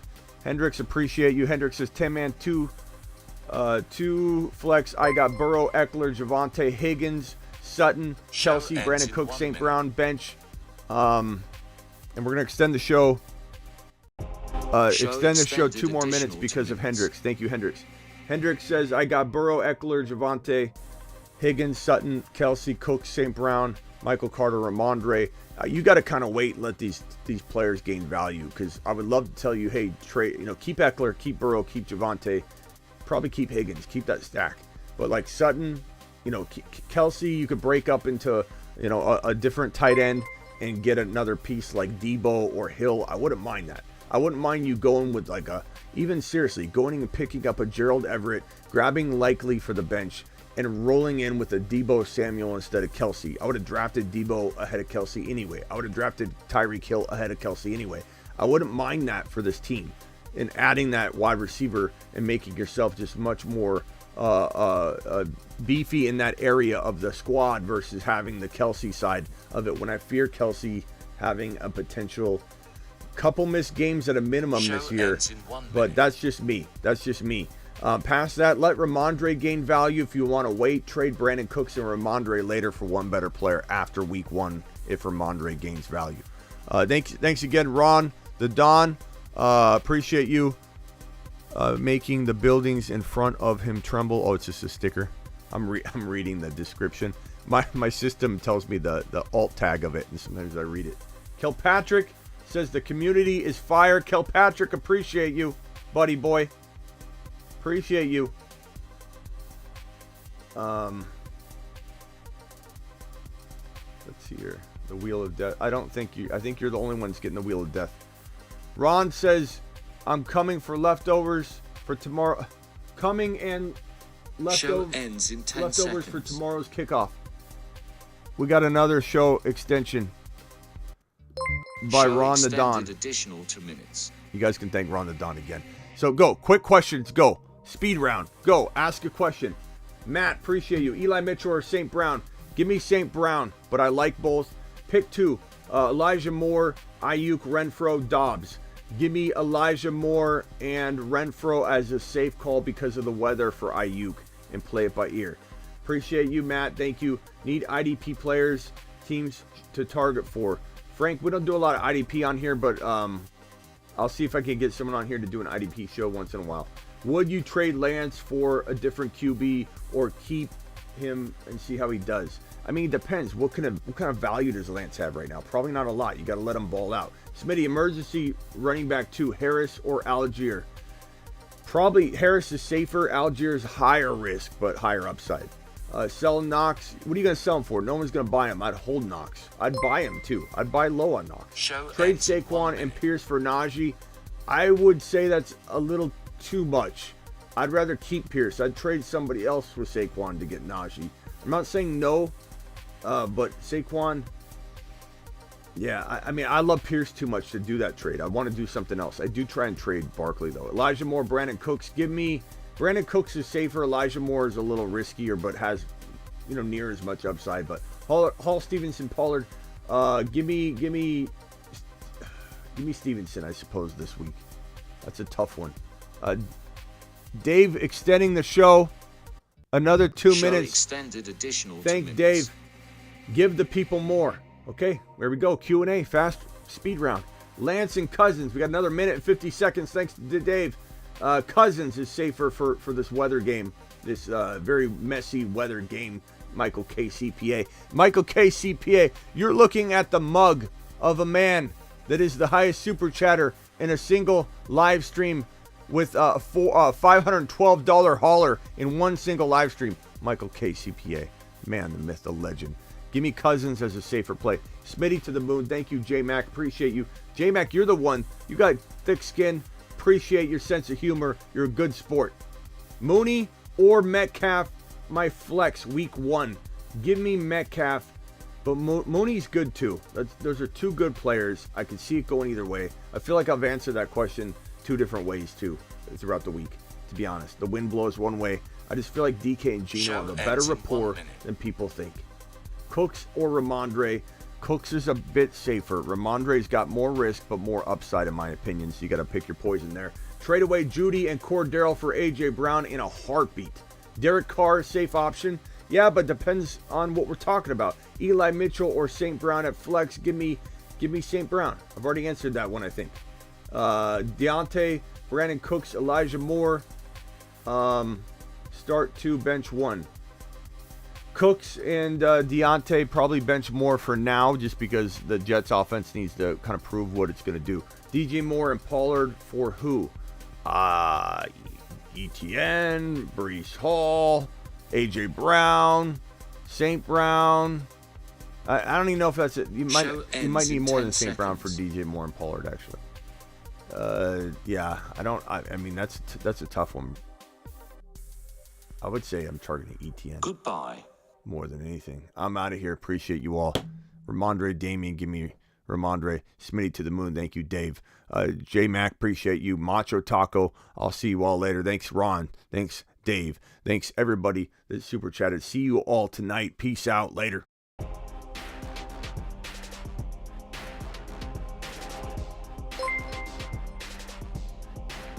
Show extended. Just when I thought I was out, John pulled me back in.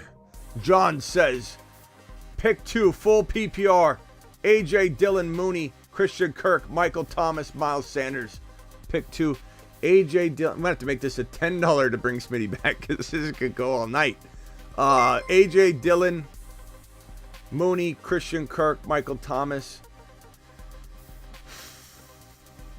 Mooney and A.J. Dillon, pretty easy answer at the end of the day, actually. Ron Navy says more. Show extended additional 2 minutes. These are old. Let me get those off screen here. Ron says more and more.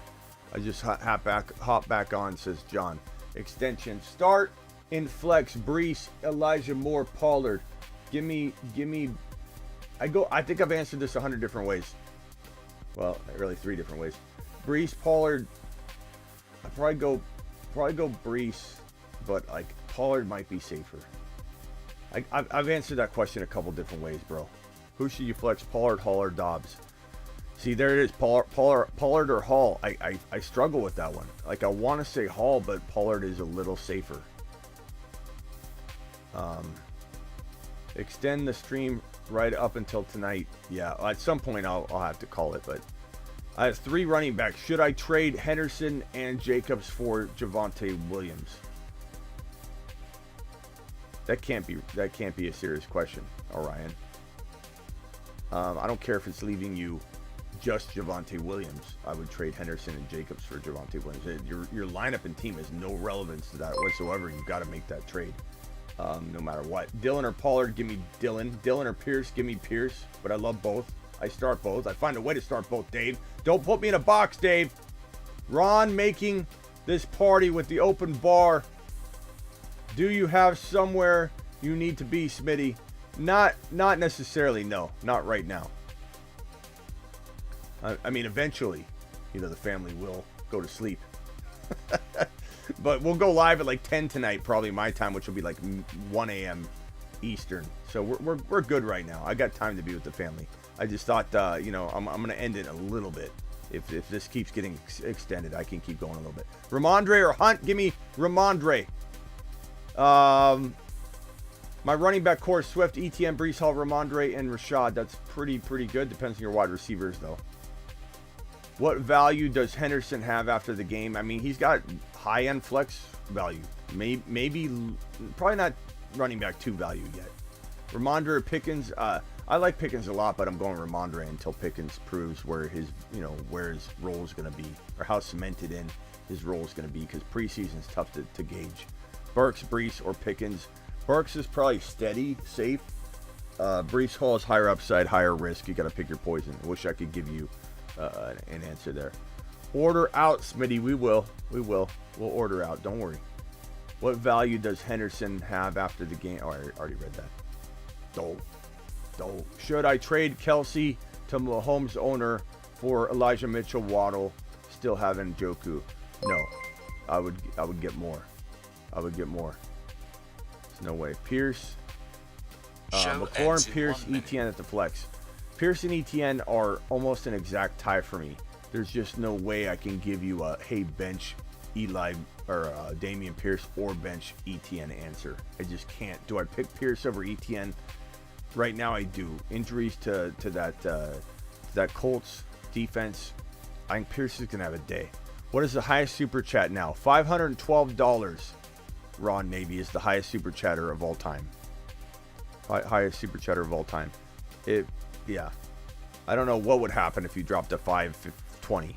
In YouTube may block you from dropping more than 5, so you have to do like an additional like PayPal. There's a PayPal link down below too. You can actually do the full thing in the PayPal. Show but ends in 10 seconds. It's crazy how they do block some people and they don't block other people, so it's hard to know. CEH or Sammy Watkins this week? I'm going to go with CEH. I don't trust Sammy. I know Sammy's the king of week 1. We talked about this earlier. I hate to stray people away from Sammy Watkins. You know what I'm saying? And then have it just have it backfire on me because he's so good in week 1, but I just can't trust him. Give me CEH. MT or Boyd in the flex. I'm going to go. MT's not even like fully healthy. If we find out MT's going to go, you go to top of the hour, I'll break it. Let's go ask Miss Smitty. Hold on. Wait right here.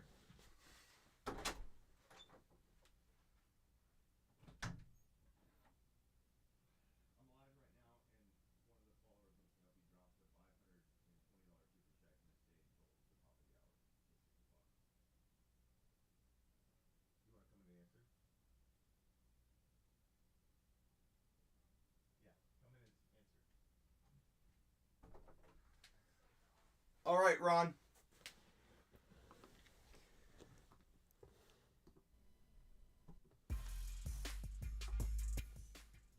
Let's see what Miss Smitty has to say. I told her to come in here.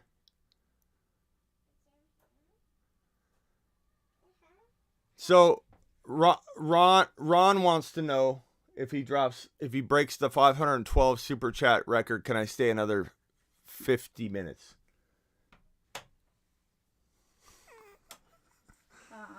What do you think? Can Daddy work? Work? Thumbs up? She says good. She says good. Close to a thumbs up as you'll get. She says good. She gets her good night kiss. Okay.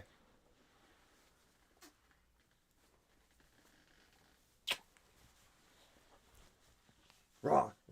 All right. Thank you. Bath time. Oh, she hit her head. All right, Ron. I mean, if you want, no pressure. She says I'm good. I'm good. You're good. Where were we at? Yeah, you're okay. Let's see what Ron does. Your move, Ron. Your move, Ron. Lining up right now. 5. So 6 o'clock.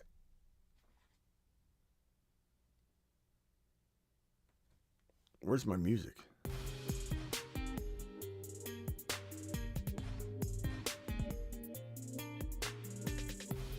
Did Ron already do it? Ron, no pressure to do this, by the way. But it is all lined up. It is all lined up. It's all ready to go. We're going until 6 o'clock tonight if Ron makes this happen. If this happens, I'm about to pour me a drink. He called your bluff, Ron. This isn't a... Ron doesn't bluff, but... What's the alternate pay method? It says I hit the max. There's a link in the description for PayPal. So if you click that... Or you click the PayPal, you can send it through PayPal in the description if you want. And I'll have to figure out, I don't know if it'll alert on screen here. So I'll have my email open and then I'll screenshot it if that happens. But yeah, PayPal might be the only way to do that. Ron doesn't bluff. Ron doesn't bluff. Ron's a baller. Ron wants to extend the show till 6 o'clock. Ron gets to extend the show till 6 o'clock. Imagine being the poor sap that walked out when the credits first hit when I did one of these numbers and I said, I'll see you all later.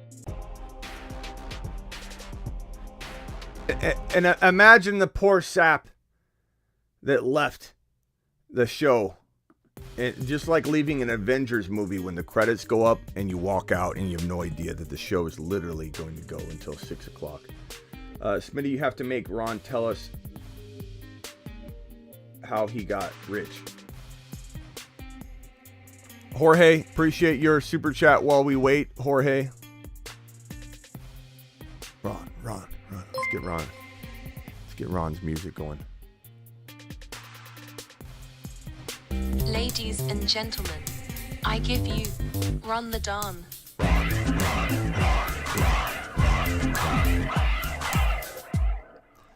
It won't let you do 2 payments, Joe. It like caps you at a certain point. You could probably do like 400 of it or 300 of it, and then you have to do the PayPal version. But no pressure, Ron, if you can't even get it done. It's totally up to you, broski. Ron's extending the show anyway. It's just on the promise of it. We're gonna get a promissory note till 6 o'clock. Just kidding. Ron doesn't mess around. Ron's a Navy man. Ron shoots you straight. Drop an anchor for... That's the new Ron emoji, is the anchor emoji. I love it. Anchor. Drop the anchor emoji now. How are there people that didn't hit the like button in here? I don't know, bro. It happens every day. People don't wipe their feet. I think I have it to where... Yeah, Ron, you already put 49 in. But it looks like Michael K. CPA could get knocked off today. I'm going to keep Michael K. up there for a little bit, though. I'm not knocking Michael K. off right today. We'll put him below Ron if that happens. But Ron already put in 500 today, says Andrew. Drop some anchors for Ron. I want some anchor emojis. Rain anchor emojis. Let's go. Let's go.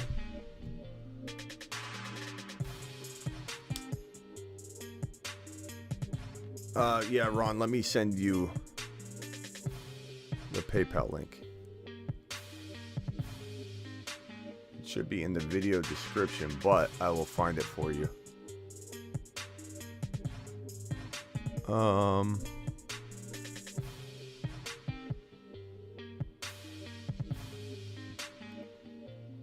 maybe it's not in the description anymore. Oh, yeah, it is. Here it is.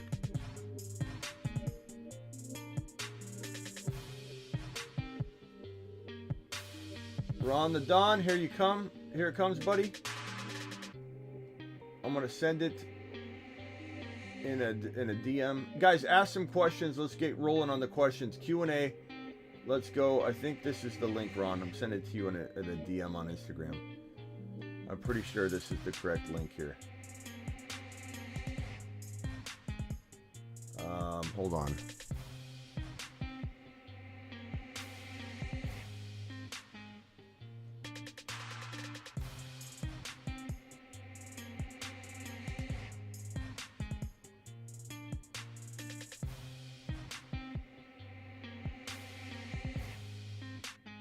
Ron, you might just send it to that email address right there on PayPal. That would probably be the easiest thing if the link isn't working. The link is in the description of the video, but you could send it that way. Or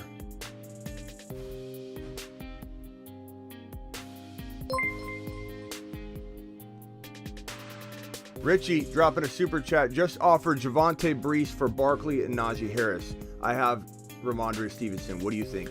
I think I wouldn't trade Javonte. You just offered Javonte and Brees Hall away to get Barkley and Damian Harris because you have the starter Ramondre Stevenson? You've just been Smitty disapproved.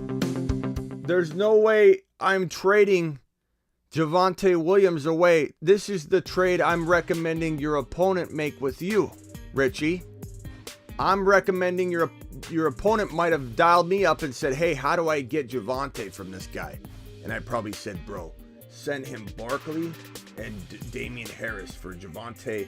Should I ask for Brees? You're not going to get Brees Hall too, but try. You know what I'm saying, broski? So no, Richie, you've got the two better players here. You've got Javonte and you've got Brees Hall and you've got Ramondre Stevenson, who is the starter.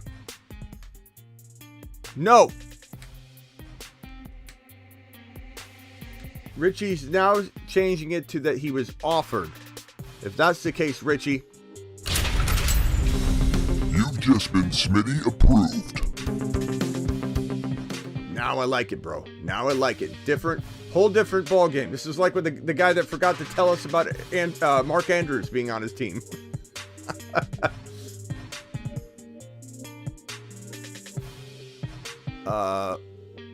Yeah. Remember that guy? Just a little bit ago. If he got that offer, take it to the bank. Absolutely. Strike that, reverse it. Yes. Punch it. Punch it. You've just been Smitty approved. Richie. You know, the thing is, I get those questions backwards all the time. People, not me. People give them to me backwards. So when you ask me a question, I don't know if you noticed, but I don't answer the question the way you're asking. I tell you who I like because I'm too worried that you guys are going to say it wrong. So I never say take it or don't take it. I tell you the players that I like. $20 hauler coming in from Jorge. To the moon. Mashed potatoes! Yeah, buddy. Jorge dropping a $20, keeping the seat warm for Ron Navy. Got offered Justin Herbert, Cortland Sutton, Darnell Mooney for Mahomes and Mooney. Mahomes and Mooney. There are two Moonies, two copies of Mooney in your league. I got offered Justin Herbert, Cortland Sutton, and Darnell Mooney for Mahomes and Mooney. I don't know who this other Mooney is, this Mooney character. I've never heard of him before. I've only heard of Darnell Mooney, not just Mooney. Justin Herbert, Sutton. Like, here's the thing. I don't know who it is that you... Mahomes and Diggs. Jorge says Diggs. So Mahomes and Diggs for Cortland Sutton, Justin Herbert. Take Mahomes and Diggs and run. I love Herbert. I like Sutton a lot. Somebody said in here you're undervaluing Sutton. I'm not undervaluing Sutton. I like Sutton. But I take Diggs and Mahomes and I run. And I run. Run. You've just been Smitty approved. Run. Run. You've just been Smitty approved. What's the writing on the board? Those are money bags for I had my daughter draw for the Darren Waller. Money bags, Darren. Trade Waddle and Marquise Hollywood Brown for Debo and Bateman. Give me Debo.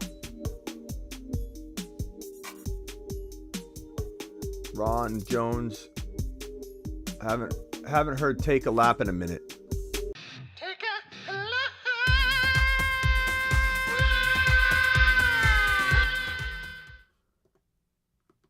Take a lap. Take a lap. Take a lap. Take a lap. Did Ron beat the number yet? No, I think he's working on it. He's probably having some issues with PayPal or something. Because YouTube wouldn't let him drop it, which is crazy. Like, you know. Uh-oh. I've got an email. I've got an email. Holy.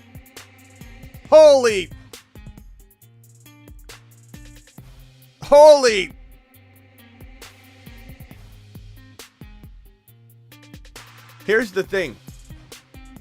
Let me copy this and put this back. I don't want Michael K to not be on this for a little while because Michael K earned that. You guys ready to see what just got dropped?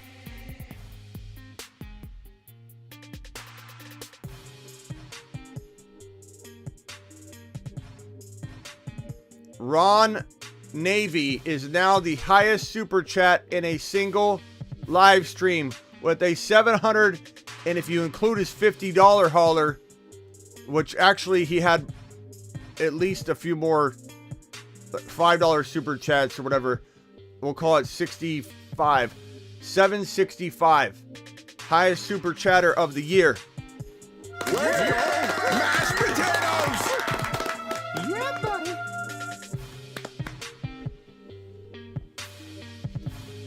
Let's send this to Miss Smitty because Miss Smitty wasn't believing it. She walked out and she sent me a message right after. Said, he better do it. He better do it.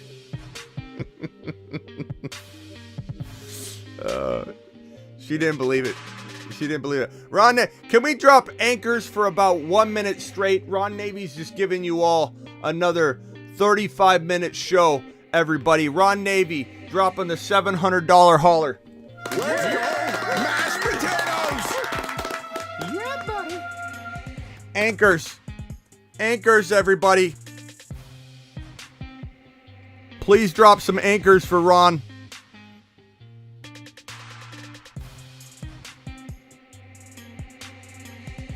J Max says, wow, I will never forget where I was on this day. The quote of the year. Oh, well, Ron Navy's still dropping super chats. I don't bluff.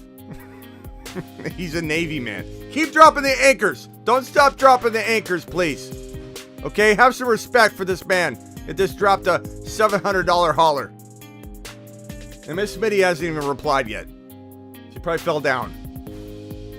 All right, Ron Navy, we're going to put this at the top. I don't know how long this is going to stay up. This is quite a number. I have a feeling Ron Navy. Oh, it's just Michael K. CPA. Sorry. Ron Navy. $765 hauler. I don't know how long this is going to stay up. Ron, if you got a business, you need to promote in the top corner there. You might want to throw that name in there. This is probably staying there all year. But Michael K, can we get a round of applause for Michael K. CPA, who dropped a $512 hauler the other night? Okay? Mashed potatoes! CPA. Ron Navy. Mashed potatoes! Keep the anchors coming. Yeah, buddy. The longest anchor drop I've ever seen in my life. I think YouTube's going to flag this and say, like, what's these anchors about? Are the anchors a new derogatory emoji? What are people doing here? I love J-Mac's response. This is the best response I've ever seen. Wow, I'll never forget where I was on this day. So, Ron Navy dropping the $700 hauler. Absolutely unreal. Unreal, Ron. Unreal. Okay, let's get this. We got 32 minutes left of the show because of Ron Navy. Let's do a power hour Q&A. Ron, call in if you want. Go. Ask questions. These anchors are out of control. Ask questions. Let's go. Speed round. Let's roll.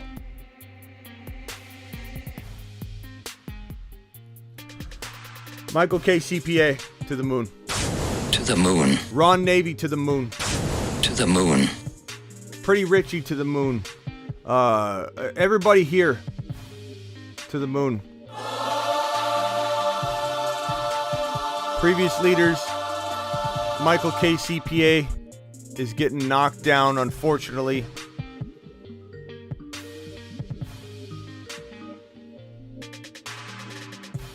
Hold on, we got a phone call here.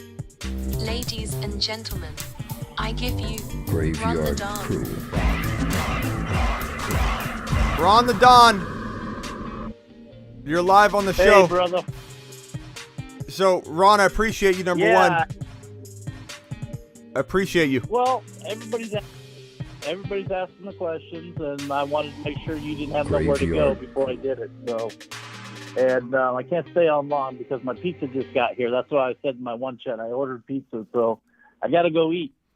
Ron, we salute you. So I'm gonna listen to the show, let people ask their questions, and because that's what they were doing, and so get their questions out. Because right now some people are going to be in bed sleeping when you go get on later. So Ron, tomorrow starts the season, so get it out of your system, people. Ask those questions, and I'll talk to you guys later. Ron, appreciate you, my man. Go have that pizza, and the anchors are still dropping. Like, people will not stop posting anchors. It's been anchors for like 5 straight minutes. I see that, but ask the questions. All right. That's why I wanted to extend the show. So Ron, people appreciate get their last minute questions. Appreciate you, Ron. Love the show. Ladies and gentlemen. Later. Later. I give you Run the Dawn.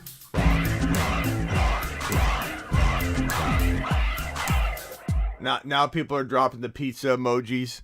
That's hilarious. All right, let's get to the phone lines as well, because the anchors won't stop. So let's open the phone line.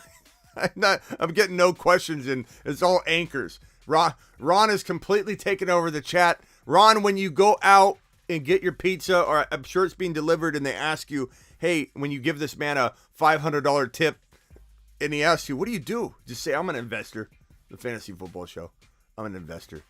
Okay, let's open up the phone lines. Let's take some calls. We have another 29 minutes of phone calls. Thank you to Ron the Don, absolute monster. Start St. Brown or Edmonds. Give me St. Brown. Start Ron the Don or Michael K. CPA. You start both of them.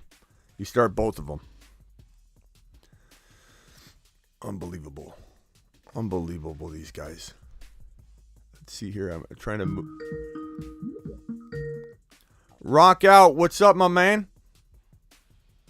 Not much. What do you think about Lance and the weather in Chicago? I mean, I'm worried about the weather in Chicago. I'm not gonna lie. I feel like it puts definitely a damper, no pun intended, on the potential scoring that could happen in that game from all avenues. But I think could Lance still ball out? Sure. Could the weather change last second? Sure. Have we been told it's going to be an absolute, weather fest, and then it hasn't been, halftime, everything clear? Like, I don't know. But, yeah, certainly isn't great. I mean, it's going to be a lot of running the football. Going to come down to turnovers. The Niner defense could step up big. Fields might have a better game than we think because he's going to be running around. I don't know. It's going to be tough. Yeah. Yeah, right now I could either go Lance or Cousins. Lance or Cousins? You go Cousins. Especially after Ron the Don just dropped that $700 super chat. I think you're obligated to go Cousins. I think if anybody has Cousins on their roster, I don't care if you've got Joe Burrow. Now that Ron the Don just dropped a $700 wad on the screen, I think we're obligated to all start Cousins. I might have to put Cousins number 1 on my quarterback rankings now, at least for a day. Right. No, but in all seriousness, though, I mean, Cousins is safer than Lance right now for week 1, the weather, 100%. Right. And even if it doesn't work out, it was the right move. You made a smart decision with the weather. And one more question. Should I got one spot I can pick up somebody. I can either pick up, Benjamin or Madison. Or Likely. I like, Benjamin a little bit better, but I'm not going to lie. Like, this could go either way. Like, if Cook went down in week 1, Madison would be the win-a-league pickup of the year. If Connor went down, Benjamin would be the win-a-league pickup of the year. I have Malik Willis, Benjamin, Everett. Those are guys I think everybody should be looking at right now. Malik Willis, if you're in a super flex league or you're in a horrible quarterback situation, bind, you got Stafford and nobody else. Like, Malik Willis is sitting there on waivers, even in redraft, and he's an attractive pickup. Benjamin could be a league winner if Connor goes down in week 1 or something crazy like that. Everett could be a really good tight end to grab. So those are just 3 like kind of random. We got photos in from Ron the Don. We got a pizza pie from Ron. Here's another.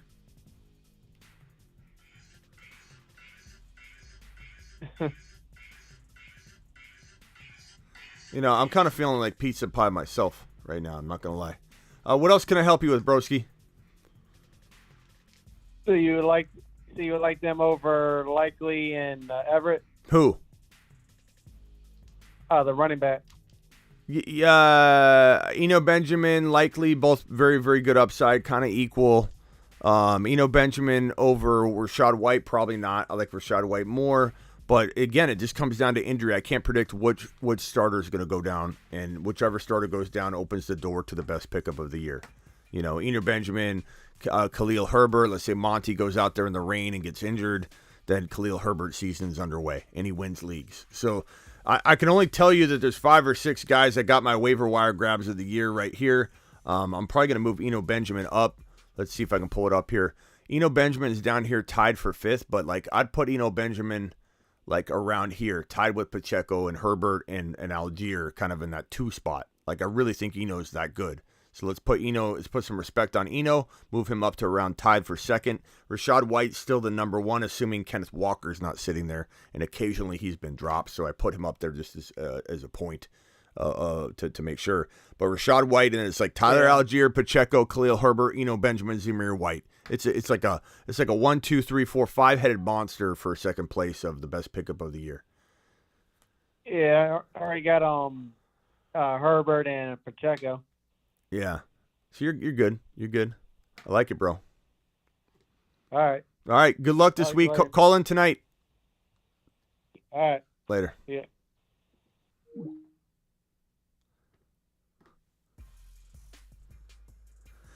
Money with bad weather. Hall, Carter, Julio, or Mooney. Sorry, Mooney. Mooney with money's on my mind.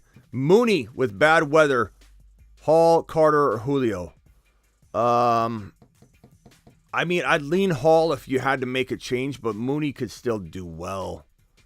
If it's horrible weather, the anchors will never end. It's nonstop anchors and pizza emojis. I love how the pizza emojis just kind of crept in. Like it was anchors, and then naturally a couple pizza emojis emerged. Now it's anchors and pizza emojis. They won't stop. This live stream is going to have some of the most emojis used in the history of a YouTube live stream. Lockett or Bateman, non-PPR. Give me Bateman, but it's close. Jake says he's changing his last name to Navy tonight. Waddle or Renfro. Give me Renfro if you want safety. Give me Waddle if you want a dice roll, because we really don't know if he goes out there and is limited or something. Ryan or Lance, give me Ryan for this week until we have confirmation that weather's going to lessen up or something. For now you got to plan for the worst, and then we kind of dial it back from there. 20 minutes of phone calls. How long we been live? 2 hours and 19 minutes. Breece Hall or AJ Dillon. Did Miss Smitty even reply? No reply. No reply? No reply?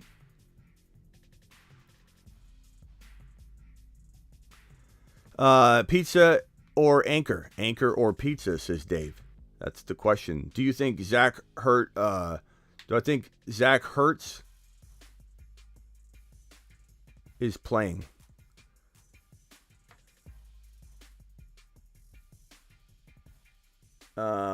Everett or I think you mean Zach Ertz. Everett or Robert Tonyan. Look, I don't know if Tonyan's healthy. So give me Everett over Ertz if Ertz is out. Ramondre or Ayuk. Give me Ramondre given the weather. I really like Ramondre. It's risky, but so is the weather. Traded Patterson for Hall. Both were on my bench.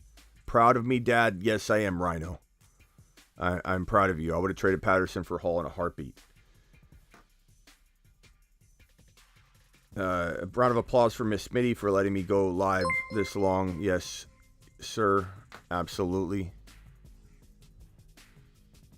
And for putting the baby down. I was probably going to be asked to put the baby down, and she took over that duty for me. Thank you very much.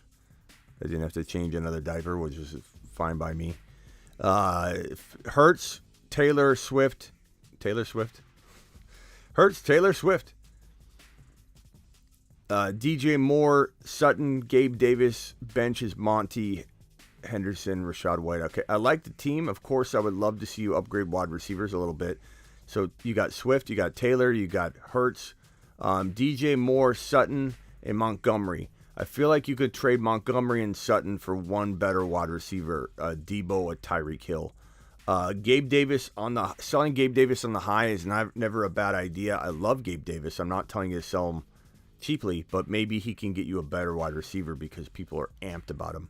Monty and Gabe Davis for the problem is he's already played, but maybe you can still get a deal accepted before Monty goes out there and either blows, or does well, whatever. It could be a risk, but in the weather he could run a lot. Who knows? I would trade either one of those wide receivers, preferably Sutton, because I like Gabe Davis a lot. Preferably Sutton and Monty for one better player. That's where I would take this. And again, it's, Sutton and Monty for Debo or Lamb or a Diggs type player. Hey, guess what? Says Jake, and then he drops anchors. I feel like a kid waiting for tomorrow, Christmas. Absolutely. It's exciting. If Godwin is out, would you start Julio? Yeah, I think he's a pretty darn good play, bro. A pretty darn good play.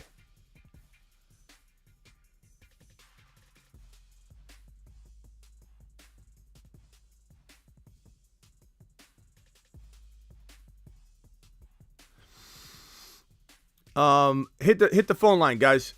Hit the phone line. Dial in. Who would you trade? Burrow, Elliott, Chase, Samuel, Ingram, DK, Deontay, Mark Ingram, Landry, Henderson. Henderson's a good trade high right now. Debo, Samuel, Chase, Burrow. I like your core. I'd trade Elliott and Henderson. I'd trade Deontay and Elliott for ETN, or not ETN. ETN and somebody. You're live on the Fantasy Football Show. Who am I talking to? Yo, I actually don't know what my YouTube name is. Let me check. It's Crypt. I was just having a question about the Chris Godwin situation. Okay. So, I'm not sure if I wait until game time decision to just pick up Julio off waivers, or do I go Alec Pierce or Kareem Hunt at flex? Yeah, I mean, Kareem Hunt's probably as good as Julio, if not a little safer. You never know what's going to happen with that running back situation walking into a new season, so I don't really for sure know. I like Alec Pierce a little bit, but I'd probably go with Kareem Hunt over Julio and Alec Pierce. But I mean, you never know, man. It wouldn't shock me if Julio had a good game but it also wouldn't shock me if the Bucs just were terrible. You know, I feel really, really worried about Tom Brady owners. I feel worried for them. But maybe he comes out and just completely just makes us go, God, he really is the GOAT, you know, to do what he's doing with a makeshift offensive line and new wide receivers. He's just the GOAT. He's just the GOAT. Like, I could see both scenarios playing out, but I don't know, man. He doesn't seem like he's in it right now. You know, missing in August, doesn't show up for 10, 12 days, something like that. Both guards injured, center injured, wide receivers are banged up. Godwin's a walking injury, and he's coming back from an ACL tear. Like, I would have stayed away from him, but you've heard me say that over and over. That's just me. I get it. He felt a certain value for certain people, and they just took him. But I feel like there's always a better player on the board than Godwin, no matter where Godwin's sitting there and looking at me in the face, and I'm like tempted to draft him. There's always a better player, in my opinion. But maybe he gains value, and you can trade him later.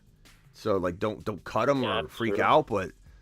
I'd probably go Kareem Hunt, man. I mean, it's risky either way. It's risky to sit Hunt. It's risky to play him. I wish there was a clear answer on this one. I wish there was a clear answer, but there's not. Let's ask the chat. We got Cooper Kupp in this week, so we should be safe. Yeah, let's ask the chat. Do you guys like Kareem Hunt, Alec Pierce, or Julio? Drop a vote in the chat, please. If you have time within your anchor drops. If you guys don't mind, I don't mean to interrupt you dropping anchors in the chat, but if you could, in between, vote for this guy's Chris's dilemma. It's Chris, right? You say your name is Chris? No, it's just my YouTube name. It's Crypt. Oh, okay. Yeah. Yeah, so Clyde Edwards-Helaire, Julio, or Pickens. Give me Clyde in that question. Julio's only good game of the season is tomorrow, says Kenneth. There's one Julio vote. One Hunt vote. I give you a Hunt vote. Jacob says Hunt.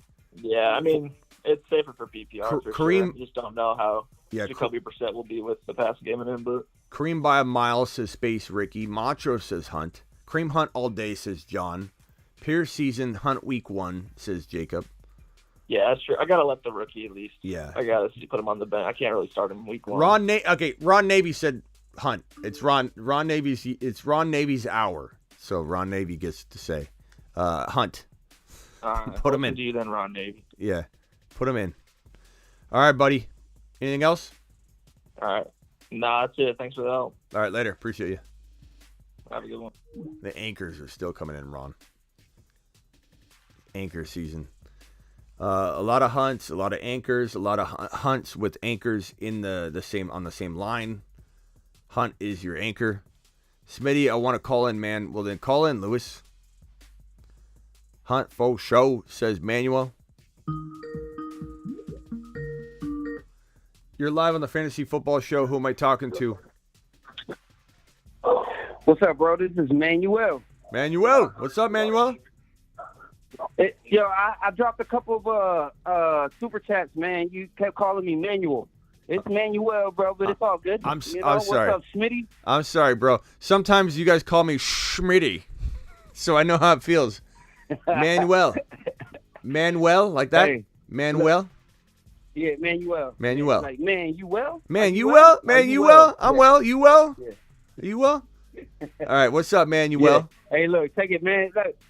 Hey, so I seen the first show that I seen from you, bro, was about a couple days ago when you said if you're worried about Melvin Gordon cutting into Javonte Williams playing time, you don't see Javonte Williams like the way I do. And I was like, hold up, bro. I do. I see him like that, bro, because that was my second pick. That had to be my second pick in both my leagues. And my core 4 for both my leagues, I got a 10-man league, which is $2,000 for first place. I got a 12-man league, which is $6,000 for first place. And my core 4 is Jalen Hurts, A.J. Brown, Javonte Williams, and Damian Pierce. I was just wondering, can that be like a side quad pod? Say that quad again. The quad pod is Jalen Hurts, A.J. Brown, Javonte Williams, and Damian Pierce. Yeah, I mean, in both leagues. It's related. It's related. I think we got to really reserve it for the top. Like, here's the tripod. The tripod, also likened to pyramids in ancient know the Egypt, are tripod. constructed using but- Joe Burrow, Jamar Chase, and Javonte Williams. Yeah, I'm just playing it for the viewers. So Joe Burrow, Jamar Chase, Javonte Williams, and then Justin Jefferson, Jalen Hurts, and Javonte Williams. Javonte kind of has to be in the tripod, right? The quad pod, I would say you're pretty close to like a cousin of it for sure. Like it's definitely something. Yeah. They're related. They're cousins. First cousins. Yeah. Hey, so let me say that one more time. Jalen Hurts, A.J. Brown, Javonte Williams, and Damian Pierce. Man, that's my core four, bro. I like it. And first place, man, I got a potential to win at least $8,000 if I take it down. Drop it, bro. I already got a mixture of Jamar Chase in there. I got ETN. You know what I'm saying? I got Kyle Pitts. I'm just trying to take it down. Last year, I was one win away from the money. The year before, I came in second. The year before that, I came 12-0, and I got knocked out in the first round. So Yeah. I'm rocking with you, Smitty. Hey, man. I'm rocking with you all year, brother. I appreciate you, my boy. Manuel, Manuel, bro. Manuel. Yeah. Manuel. I like it. All right, man. I got it. I think you got your name down. I won't mess it up anymore. Manuel, you be Hey. well. You be well, Manuel. Okay? Call in anytime. No doubt, brother. Hey, thanks for having me, man. Yo, like I said, I'm rocking with you all season, brother. All Let's right. bring this money home. Let's do it. Keep calling in later. You're live on the Fantasy Football Show. Who am I talking to? Smitty, I love you with all my heart, man. Appreciate you. Smitty, how you feel about A.J. Brown tomorrow? I love A.J. Brown. Who am I talking to, by the way? This is Lewis, man. Lewis from Yonkers. Lewis. Okay, you were trying to call in. I got you. Okay, Lewis, first of all, I appreciate you. I love A.J. Brown tomorrow. Man, I listen to the show every single day, man. Seriously. Yeah, that's awesome. I appreciate it. And also, like, how you feel about Kareem Hunt or Damian Pierce? Who do you sit down? I mean, for week one, I'm going Damian Pierce. I mean, there's injuries to the Colts. I think he's going to ball out. I think the team loves him. I like Kareem Hunt, but Kareem Hunt's kind of in a sharing situation. This is not close for me. It's Pierce all day. And I feel it, man. But also, like I feel like Kareem Hunt, you're gonna try to come and play you're gonna play for blood now because you want to get traded. Yeah, I like Kareem Hunt a lot. But I just feel like, push comes to shove, Damian Pierce could be a low-end running back one. Hunt's out to prove he's a fantastic flex play, And maybe he ends up proving he's a running back two, or maybe Chubb goes down. And I think an injury to Chubb isn't crazy, bro. It's not crazy at all. Like, Chubb is going to get overworked, stack boxes. Brissett, hey, Brissett, we're going to stack the box and make you beat us. Chubb's going to have a tough time treading in the first 11 games. It's going to be stack box city, It'll be stack boxes all day long. And so Kareem Hunt is their only weapon that they can throw to. So you can imagine that if they're like, okay, we're going to run a lot less while we're waiting for Deshaun Watson to come back. What running back can catch passes? Kareem Hunt. Let's throw him out there a little bit more than normal. So I worry about Nick Chubb this year. I'm not a big Nick Chubb believer this year. I think there's a lot of the way I look at it, Lewis, is whenever you have multiple reasons of concern, right? Like, take DeAndre Swift. There's no more volume concern. Last year, I wasn't the highest on DeAndre Swift. He ended up doing well, but he ended up proving me right on my early season. Don't go near him at 12 or 13 overall, because early on in the season, it was like the offseason, he was going at like 12, 13, 14, 15, and it was just too high.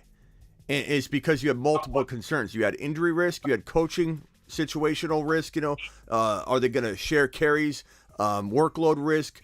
Play calling by Anthony Lynn was absolutely brutal. They stripped all the play calling from Anthony Lynn by midseason, and then the Lions started getting going. With Swift this how year, you feel about Deuce Staley? So you think Deuce Staley is going to unlock DeAndre Swift this year? I think DeAndre Swift's going to absolutely ball out, because What I'm trying to say is that when there's multiple red flags of concern, I'm like standoffish, right? So you had last year situation risk, you had coaching risk, you had injury risk, you had a lot of things. This year for Swift, it's only injury risk, which is a big risk to some people, and I get it if you want to avoid them for risk. I avoid players for injury risk all the time, so I don't blame anybody. But he's only got that. He's got all the volume, the coaching staff, the play calling, all of it's proven from midseason on to be phenomenal. The field gets stretched out from this guy St. Brown, who's a top 10 wide receiver.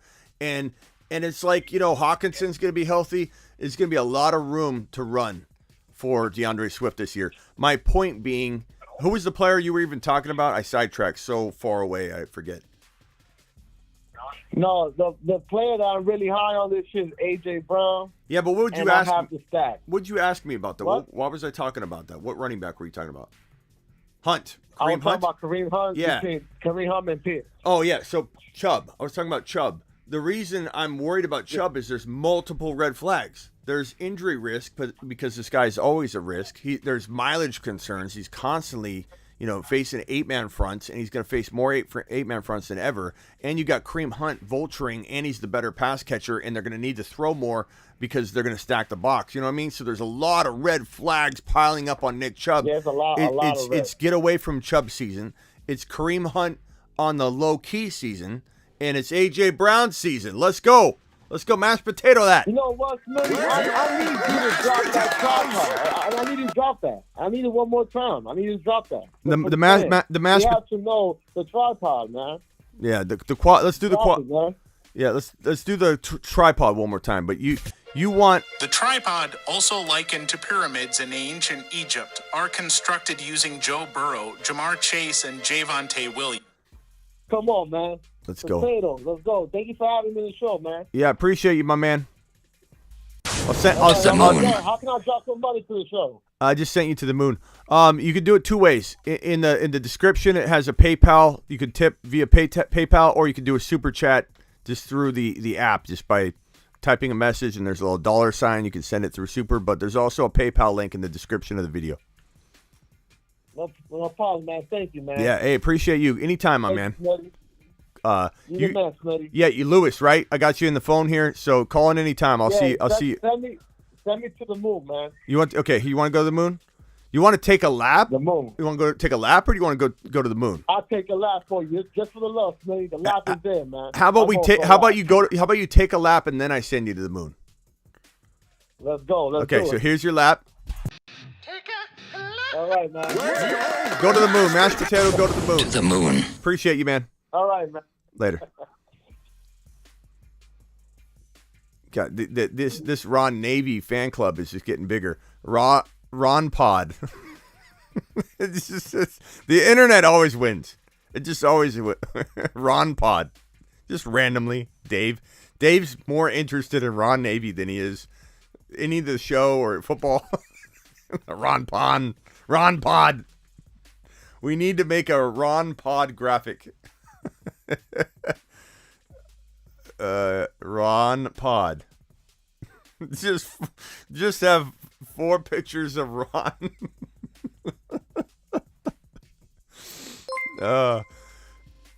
The tripod, the Ron Pod. I think the Ron Pod needs to be 3 images of Ron Navy. Cooper Julio. Amari Cooper? Amari Cooper, I guess. But, I mean, I don't love him. But that's not like that's a tough question. Ron Pod.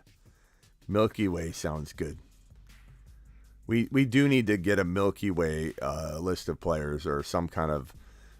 I mean, I think we could send somebody to a star imploding or something. The Ron Pod, also likened to the U.S. carrier fleet, consists of Kirk Cousins, Derrick Henry, and Javonte Williams. That would be pretty good, Jake. Just Ron on an aircraft carrier. Stack Box City. Yeah, I mean that's what Dick Chubb's gonna be facing. Stack Box City, man. Just stack boxes left and right. Are you going live later tonight? I mean, yeah. Yeah, we are. We got 2 minutes left in the show. Ron Navy extending it. Let's give one more round of applause for Mr. Navy. The anchors are still flowing in. Dave is relentless. Dave will not let up. Dave will not let up. The anchor, Dave and Derek Lincoln and Jake and a few others just have literally been dropping anchors for 35 straight minutes. And I think YouTube's probably got alerted, like, hey, can we check out what this trend is with the anchor thing? We need to make sure this isn't something that we got to monitor. What does it mean? Is it an inside, code being talked about something specific? Do we need to look into the meaning behind the anchor? The anchor's trending. Literally, the anchor's trending on YouTube because of you guys. And it's all really all because of Ron. He could take a lap on the moon. Yeah. Ron became superhuman tonight. Just in one moment, Ron Navy became a superhuman. Smitty, what are your thoughts on A-Rob currently? If you drafted him in the 4th or 5th round, it's panic time because you shouldn't have taken him there. I never, Smitty, approved a 4th round or 5th round draft slot for A-Rob. If you drafted him in 6 or 7, you're going to be fine. But if you reach, he was the number 2 wide receiver on his team, and he hadn't proven anything for 2 years. So there's a lot of reasons to stay away at 4th drafted value, and there's so many better options on the table. Sell high on Hendo or hold. I would sell high. I like him. The Ron father. Pick 2 at flex. Jamar Chase, Juju, Sutton, or the Sun God. It's Chase and St. Brown. You just don't sit either one of those guys. Burrow or Hurts. Give me Burrow, but I could see either one of them outscoring the other on any given Sunday. I absolutely love both of them. Ron Pod, the legend, says Dave. Jake, appreciate you, Jake. Derek Lincoln and Jake and Dave still dropping anchors. If this show was powered off anchor emojis, you guys would keep it running. The Ron father is goated, says Jake. Jake will never forget. Was it Jake? Was it Jake that said, "I'll never forget where I was on this day"? You just made Jake's day. You just made his week. Just made his year, Ron. I think on that note, it has been the top of the hour. I appreciate Ron again. Let's send Ron to the moon one more time. Let's send Michael K. CPA to the moon. Let's send both of these men to the moon right now. Ron Navy and Michael K. CPA. Let's go! Mashed potatoes! Grindhouse. Yeah, buddy. Grindhouse. We're giving away one of these Grindhouse t-shirts, hoodies every single week. I think we need to send this week's to Ron Navy, to be honest. Ron Navy, I'll wait for the hoodie. I'm going to send the next hoodie to Ron Navy. He deserves it. He deserves it. Richie dropping a super chat. I am out of here. Richie, I'll answer your question right here. Richie says, PPR, Juju or Penny, Team 2 flex, St. Brown or DK. Give me St. Brown, but I love both. I figure out a way to get DK in your lineup or make a trade. Juju or Penny, give me Juju. Pretty easy call there, even though Penny could out. Well, actually, that's not an easy call. Can I get a vote on that one, Penny or Juju? I'm pretty sure everybody's going to say Juju, but, Penny could have a good day. Just wonder if they're going to be down and throwing the ball. Fun show, Smitty. Ron to the moon.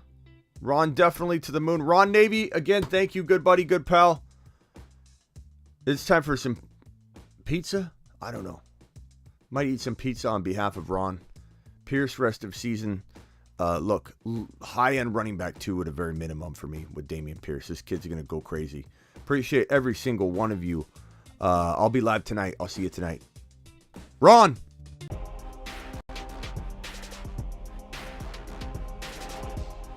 People are getting burrowed left and right, and people are going to remember it.